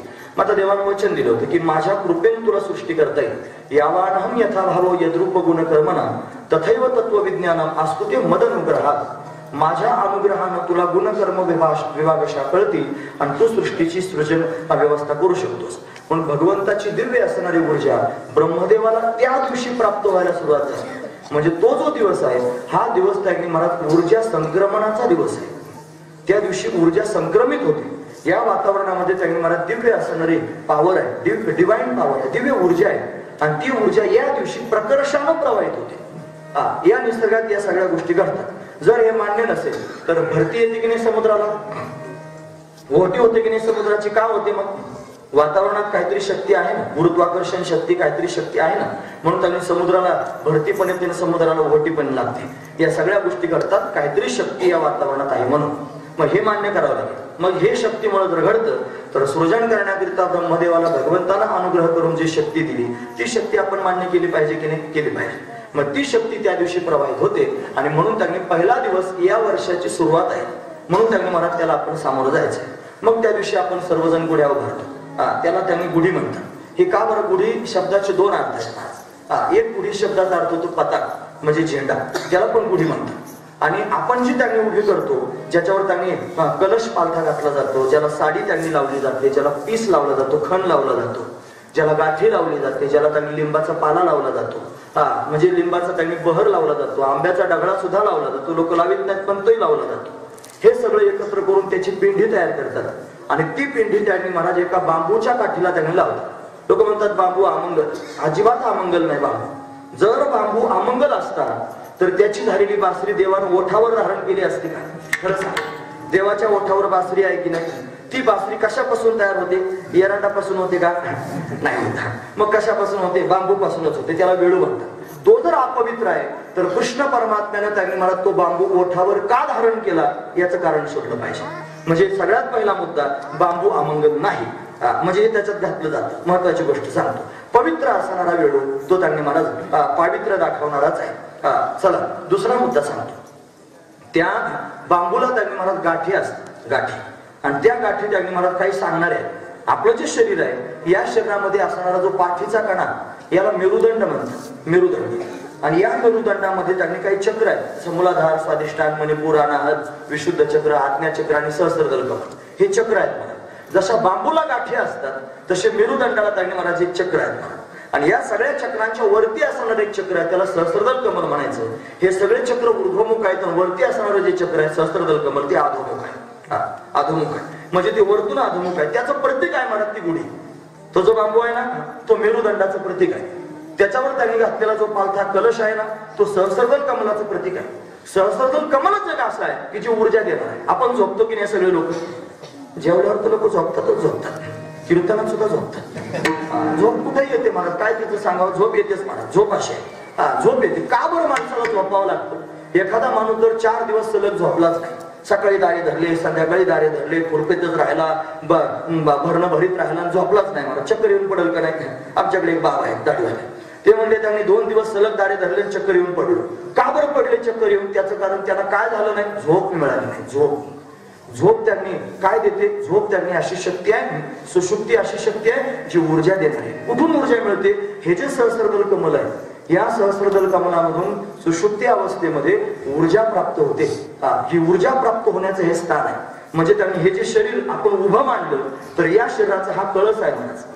हे काय आहे? कळस आहे, श्रेष्ठ स्थान आहे. मंदिरामध्ये कोणती गोष्ट महत्वाची असते? त्यातला देव आहे, पण कळस वरती बसवला जातो. म्हणजे कळस बसवला की पूर्णता होते. ओवी सांगू का? काय म्हणतात ना, देवळाच्या कामा कळसू आणि पूर्ण गंगेची सिंधू प्रवेशू, असं आहे ना का? सुवर्ण सिद्धी कसू 16वा जायचा. अशी प्रमाण आपण पाहतो की नाही? मंदिर पूर्ण झालं केव्हा म्हणतात? जेव्हा त्याच्यावर कलश बसवला जातो तेव्हा. म्हणजे कलश काय? पूर्णत्व आहे. म्हणून त्यांनी महाराज हे सहस्रदल कमल हा कलश आहे, हा त्यांनी वरती आहे आणि तो त्यांनी महाराज ऊर्जा खेचून घेणार आहे. हा कलश अशाच पद्धतीने का तयार केला जातो? त्याचं कारण वैश्विक ऊर्जा खेचून त्या देवतेमध्ये अशा पद्धतीने प्रवाहित होते आणि ती देवता सर्वांना ती प्राप्त करून देते. मग आपल्या शरीरामध्ये जर ऊर्जा प्राप्त करून घ्यायची असेल तर कळस त्यांनी असला पाहिजे. तो कळस म्हणजे आपलं मस्तक आहे आणि या मस्तकातून ती वैश्विक ऊर्जा आपण त्यांनी प्राप्त करून घेतो. सुषुप्ती अवस्थेतही प्राप्त होते आणि समाधी अवस्थेतही प्राप्त होते. म्हणून हे त्यांनी मस्तक आहे. याचं प्रतीक म्हणून त्यांनी तो कलश आहे. तो कलश जो त्यांनी गुढीवर पालथा घातला जातो. आता गुढी हा शब्द स्त्रीलिंगी आहे का पुल्लिंगी आहे? स्त्रीलिंगी आहे. बरं, स्त्रीलिंगी असणारा शब्द आहे. मग आता स्त्रियांना त्यांनी महाराज कोणते वस्त्र दिले जातात? साडी, खण हे त्यांनी दिले जातात. पुरुषांना काय दिलं जातं? धोतर, अंगरखा असा दिला जातो. का कधी तुम्ही पाहिलं का की वेळूची त्यांनी गुढी उभी केली त्याला धोतरच बांधलं? तुम्ही लहानपणापासून गुढ्या पाहता की नाही? तुम्हाला दिसलं कधी धोतर बांधलेलं? नाही. काय बांधतात? साडी बांधतात. का बांधली जातात? स्त्रीलिंगी आहे. स्त्रियांना धोतर नेसवतात का? नाही. मग स्त्रिया काय नेसतात? लुगडं. लुगडं शब्द माझ्याकडे आहे ना, मी ओवी म्हणून दाखवणार आहे. लक्षपूर्वक आहे. 700 वर्षापूर्वीची ओवी तुम्हाला दाखवतो. म्हणून त्यांनी मला लुगडा हा शब्द आहे. म्हणजे ती गुढी पवित्र आहे, ती पावन आहे. म्हणून तिचा आदर सत्कार करण्याकरिता तिला आपण त्यांनी महाराज वस्त्रदान दिलं पाहिजे. म्हणून तिला लुगडं त्यांनी महाराज बांधलं जातं, त्याच्यावर खण बांधला जातो आणि मग त्यांनी महाराज त्याच्यावर कलश पालथा घातला जातो. तो त्यांनी पालथा घालणारा कलश पालथा घालण्याचं कारण ऊर्जा खेचून घेतो आणि तो गुढी त्यांनी महाराज अशी खाली नसते बांधायची, गुढी वर बांधतात, घराच्या वरती बांधतात. का बरं? विश्वातली ऊर्जा त्यांनी एकवटीत व्हावी आणि एकवटून त्यांनी महाराज आपल्या घरामध्ये प्रवाहित व्हावी, सर्वांना सुख समृद्धी प्राप्त व्हावी याच्याकरिता वर गुढी बांधली जाते. एका जणांनी मला प्रश्न विचारला, मग त्या तांब्यातूनच जर ऊर्जा प्रवाहित होती मग वर्षभर तांबे का नाही बांधित लोक? येण्या वर्षभर ऊर्जा प्रवाहित होत नाही ना तशी, जशी त्या दिवशी प्रवाहित होती. मग त्यांनी रोजची रोज का बरं भरती येत नाही? रोजच्या रोज का बरं उलटी होत नाही? नैसर्गिक त्यांनी महाराज स्थिती तशी रोज तयार होत नाही, ती 15 दिवसातून तयार होते. म्हणून त्या घटना घडतात. तशी वर्षातून एकदाच ती ऊर्जा अशी प्रवाहित होते की जी त्यांनी कॅप्चर करून घेता आली पाहिजे आणि ती घेण्याकरिता त्यांनी मला टावर असला पाहिजे की नाही. ते पालथा घातलेला कलश, तांब्या नाही कलश, हा कलश म्हणजे एक प्रकारचा टावर आहे आणि तो टावर त्यांनी ते खेचून घेणार आहे. म्हणून त्याच दिवशी फक्त ती गुढी उभी करायची असते, बाकीच्या दिवशी नाही. इतर दिवशी त्यांनी महाराज या झेंड्यांना पताकांना कोणी गुढी म्हणतं का? ही गुढी त्यांनी महाराज गुढीचा एकच दिवशी उभारायची असते, हा त्याचा भाव आहे. मग त्याला गाठी बांधायची गोड असते, लिंबाचा फुलोरा बांधतात तो कडू असतो, मग कडून गोड एकत्र केलं जातं. तांब्या पालथा घालणं लोक अपवित्र मानतात, ठीक आहे अपवित्र आहे, ते अपवित्र आणि नूतन वस्त्र त्यांनी घालणं हे पवित्र आहे. दोन गोष्टी एकत्र करणं, पवित्र आणि अपवित्र एकत्र आलं, कडू आणि गोड एकत्र आलं. का बरं आलं? उद्या येणारं जे वर्ष आहे या वर्षामध्ये आपल्या जीवनामध्ये घडणाऱ्या ज्या घटना आहेत त्या सगळ्या चांगल्याच होतील असं आपल्याला सांगता येत नाही. काही चांगल्या होतील, काही वाईट होतील. म्हणून त्यांनी मला त्याचा स्वीकार केला पाहिजे. नवीन नवरी घरात जर येत असेल तर आपण काय करतो, तिने उंबऱ्यातून आतमध्ये यायच्या आधी असा तांब्या कलश त्यांनी भरून घेतो, कशानं? तांब्याला, आणि उंबऱ्यावर ठेवतो आणि ठेवल्यानंतर तिला म्हणतो त्याला लाथ मार. आता काय चांगला आहे का लात मारणं, तरी लात मारायला लावतात. का बरं लात मारायला लावतात? त्याच्यातून त्यांनी मनाची अशी कल्पना, त्याची धारणा त्यांनी करतात. काय धारणा करतात की आता ही त्यांनी घरात आलेली आहे, हिच्या येण्यानं त्यांनी घरातल्या सगळ्याच गोष्टी पुढच्या काळात चांगल्या होतील असं सांगता येत नाही. कदाचित त्यांनी ही घरात आल्यानंतर अशी लाथाळू सुद्धा शकते, भांडे लाथाळील, संसार लाथाळील, घरातल्या लोकांना सुद्धा लाथाळील. पण हिनं उद्या लोकांना लाथाळण्यापेक्षा आणि त्यांनी उद्या लाथाळून तिनं आपल्याला त्रास करून आपण त्रास करून घेण्यापेक्षा आधीच आपल्या मनाची तयारी करून घ्यावी की ही अशी सुद्धा निघू शकते. सुन महत्वाची गोष्ट आहे की नाही, म्हणून तिला आधीच लाथ मारायला लागतात आणि मग तिला लाथाळून देते. महत्वाची गोष्ट आहे. म्हणून उद्या येणारं संकट त्याच्या आज चाहूल त्यांनी लावून घेणं आणि त्याच्याकरिता आपण तयार राहणं. मग तहान लागल्यावर लोक आड खांदतात का? नाही ना महाराज, आधीच त्यांनी आड असावं लागतं, मग त्यांनी पाणी आपल्याला प्यायला मिळेल. ऐन वेळेला खांदून कसं काय जमेल? पूर्व तयारी. म्हणून त्यांनी ही जी गुढी आहे ना, ही एक प्रकारची पूर्व तयारी, चांगल्या वाईट गोष्टींना सामोरं जाण्याची पूर्व तयारी, कडू आणि गोड गोष्टींना सामोरं जाण्याची पूर्व तयारी, पवित्र अपवित्र मंगलमय असणाऱ्या अमंगल असणाऱ्या गोष्टींना सामोरं जाण्याची मनाची तयारी, याचं नाव आहे गुढी. पण ही गुढी त्यांनी आज उभारली जात नाही, ही अनादिकालापासून उभारली जाते. तिला ब्रह्मध्वज म्हणतात. त्या दिवशी तिला ब्रह्मध्वज असं नाव आहे. म्हणून 700 वर्षापूर्वी ज्ञानोबरांनी ही गुढी प्रत्यक्ष पाहिली आणि पाहून त्यांनी मला कशी उभारली जात असेल याचं वर्णन त्यांनी मला गुढीचं रूपक करून 2 उदाहरणं सांगितलं. सात्विक धैर्य कशाला म्हणतात हे सांगण्याकरिता माऊली ज्ञानोबरांनी 2 ओव्या खर्च केले ज्ञानेश्वरी. त्याच्यातली पहिली ओवी आहे, आधोर्ध्व पुढे काढी, आधोर्ध्व पुढे काढी प्राण नवांची पिंडी, बांधोनी घाली उडी मध्यमे माझी. ओवी आहे. आता त्या ओवीतला अर्थ मला सांगायचा नाही, याच्यातले शब्द सांगतो. काय शब्द आहेत? आध ऊर्ध्व पुढे काढी. म्हणजे आध ऊर्ध्व शब्द आला. आध म्हणजे काय? खाली तोंड केलं. आणि ऊर्ध्व म्हणजे काय? वर तोंड केलं. आता गुढीत खाली तोंड केलं वर तोंड केलेल्या 2 गोष्टी आहेत की नाही? बांबू कसा असतो? ऊर्ध्व असतो. आता कलश कसा असतो? अधोमुख असतो. म्हणजे याच्यात आध ऊर्ध्व शब्द आला की नाही? आध ऊर्ध्व पुढे काढी म्हणजे आध ऊर्ध्व शब्द आला. त्याच्यात पुढे आलं प्राण नवांची पेंडी, पेंडी. आता त्याच्यात लिंबाचा फुलोरा, आंब्याचा ढगळा, त्याच्यानंतर त्याला त्यांनी गाठी, हे सगळंचे सगळं एकत्र जर बांधलं तर त्याची काय तयार होईल? पेंडी. म्हणजे पेंडी शब्द आला की नाही याच्यामध्ये? पेंडी शब्द आला. आणि बांधोनी घाली उडी मध्यमे माझी. ओवीचा अर्थ वेगळा आहे. फक्त दृष्टांत दिलाय. दृष्टांत लक्षात घ्या. कशाचा दृष्टांत आहे? गुढे शब्द स्पष्ट आहे, गुढीचा दृष्टांत. त्याच्या पुढच्या ह्या ओवीमध्ये सांगितलं संकल्प विकल्पाचे लुगडे. गुढीला काय बांधलं जातं? 700 वर्षापूर्वी काय बांधलंय? लुगडे. हा लुगडे शब्द याच्यात स्पष्ट आहे म्हणा. म्हणजे गुढी करता असणारे किती शब्द याच्यात? आध, ऊर्ध्व, पेंडी आणि लुगड हे सगळेची सगळे शब्द गुढी करता ज्ञानोबरांनी उच्चारलेले आहेत. म्हणजे 700 वर्षापूर्वी गुढी उभारली जात होती. या गुढीचा आणि छत्रपती त्यांनी महाराज शंभू राजांचा काही संबंध नाही. त्यांच्या जीवनामध्ये त्यांनी अशा पद्धतीने घटना घडल्या आणि औरंग्यानं त्यांनी महाराज त्यांना मारलं आणि अशा पद्धतीने त्यांची दैन केली म्हणून त्यांनी महाराज गुढ्या उभारायला लावल्या. मनुस्मृतीप्रमाणे त्यांनी त्यांना मारलं असं जर तुम्ही म्हणत असाल तर हे म्हणणं या ओवीच्या माध्यमातून पाहिलं तर साफ खोट आहे. लोकांचा बुद्धिभेद करण्याकरिता, लोकांच्या मनामध्ये कलुषित भाव निर्माण करण्याकरिता त्यांनी या सगळ्या गोष्टी सुरू आहेत. जे खरोखर डोळस असतील, जे खरंच बुद्धिमान असतील, जे खरंच विचारवान असतील त्यांनी या गोष्टींचा पुराव्यासहित त्यांनी आपल्या अंतःकरणामध्ये स्वीकार करा. आणि एवढं सांगून जर त्यांनी पटत नसेल तर आता मग मी काय करू? मग माझ्याकडे तेच शब्द आहेत, मला त्याच्याशिवाय दुसरे शब्द नाही. मग त्याने आपापला तपास करा, आपापला टेस्ट करून घ्या की आपल्याला का खरं वाटत नाही. हे धर्मशास्त्र त्यांनी आपल्याला का खरं वाटत नाही, हे जे अर्थ आपल्याला खरं वाटत नाही याचा अर्थ आपण कोण आहोत हे त्यांनी तपासून घेतलं पाहिजे. महत्वाची गोष्ट आहे. वाईट आहे ना बोलणं, वाईटच असू द्या असंच त्यांनी बोललं पाहिजे. आणि हे त्यांनी मला जाता धर्म सांगणारे लोक सुद्धा उरफाट तिरफाट सांगायला. म्हणून त्यांनी माझ्या सगळ्या रीतिरिवाजांना बारकाईनं बघा. फक्त त्यांनी मला रूढ म्हणून पाडू नका, त्यातलं विज्ञान समजून घ्या आणि मग पाळायला सुरुवात करा. गरजेचं आहे. बरंचसं त्यांनी बोलण्यासारखं आहे. तुम्ही सूचना मला सांगितली म्हणून मी तुमच्या समोर हे बोललो. नाहीतर आता त्यांनी थांबायची वेळ झालीच होती. म्हणून माझं सगळं त्यांनी बोलणं आटोपलेलं. आता दुसरा मुद्दा सांगतो. आपल्या हातात फुलं मिळाली आहे. आता ही फुलं त्यांनी 2 प्रकाराने टाकली जातात. 2 प्रकाराने. कसं काय? मंत्र पुष्पांजली म्हणल्यानंतर फुलं टाकण्याची पद्धत आहे. पण सगळे फुलं एकत्र गोळा करतात आणि एकत्र गोळा करून टाकतात का तर ते पायाखाली येऊ नयेत म्हणून. आता आपण एवढ्या लोकांची कधी गोळा करणार आहोत पण आता इथूनच बसून आपल्याला टाकावे लागते. फक्त टाकताना भगवान शंकराचं स्मरण करायचं आणि भगवान शंकराचं स्मरण करून ही फुलं आपण भगवान शंकराच्या नावे त्यांनी टाकायची आहेत. का बरं? तो त्यागणी महाराज लीला करणारा देव आहे, अनायास उधरून नेणारा देव आहे आणि भोळा भाबडा देव आहे. तो आपल्या गावामध्ये त्यांनी विराजमान आहे. आणि त्याला आपण ज्या दिवशी इथे आणलेला आहे तो आजचा हा दिवस आहे. म्हणून मोठ्या प्रेमाने आपण त्याचा सोहळा करतो आहोत. म्हणून त्याचं त्याने चिंतन करत आपण त्याचा सत्कार म्हणून त्याने मला त्याची पूजा म्हणून त्याच्यावर फुलांचा वर्षाव करणार आहोत.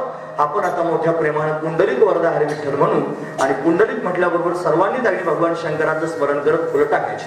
मनावर तुम्ही उंच स्वरात म्हणता पुंडलिक म्हण. पुंडलिक वरदा हरी विठ्ठल श्री नारायण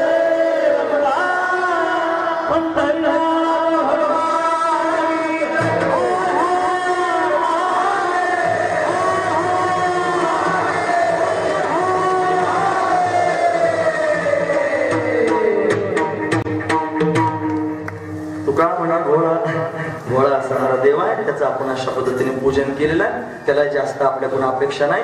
थोड्या बाबड्या भावनेनच प्रसन्न होत असतो. आता आपण थांबणार आहोत. वेळ त्याने होऊनच गेलेली आहे. मध्यंतरी पुढे आल्यामुळे वटाळा झाला म्हणून त्यांनी आता वाढला असू द्या जाऊ द्या. पण महत्वाचंच होतं. कोणतंच टाकायचं नव्हतं. एक शब्द सुद्धा बाकीचा अवांतर मी तुमच्या समोर सांगितलं नाही. महत्वाचं सगळं बोलणं झालेलं आहे. मग अशा पद्धतीने भगवंताची सेवा करण्याचा प्रयत्न केला. झाली सेवा भगवंताच्या चरणी समोर करून या ठिकाणी थांबूया. दोन बसून तुम्ही माझी बडबड ऐकून घेतली. तुम्हा सर्वांच्या अंतकरणापासून धन्यवाद. गुणवान मंडळी सुंदर साथी तुम्हा सर्वांच्या अंतकरणापासून धन्यवाद. साऊंड सिस्टीम सहज आहे. चांगलं बोलता आलं मला तुमचे धन्यवाद. संयोजकाने आम्हाला आमंत्रित केलं. तुमच्या माध्यमातून आम्हालाही भगवान शंकराची सेवा घडली. तुमचे धन्यवाद. इथे त्यांनी पंचकृषीतून भाविक उपस्थित आहेत. महाराज मंडळी त्यांनी माझ्या समोर बसलेले दिसत आहेत. सर्वच वारकरी आहेत. सर्वांच्या चरणावर मस्तक ठेवतो आणि तो थांबतो. मोठ्या प्रेमानं संतांचं चिंतन करतो. ते कसं हे ज्ञानेश्वर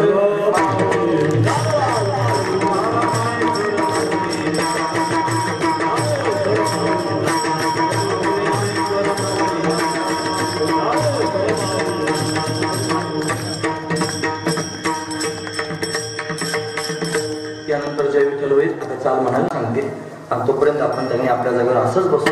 कोणीच आपल्या जागेवरून हालचाल करायची नाही. फार शिस्तीत आपण ऐकतो.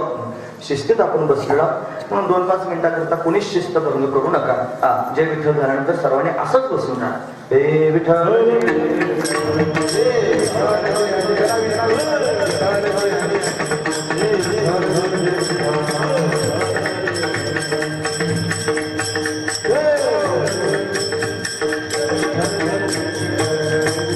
Ah,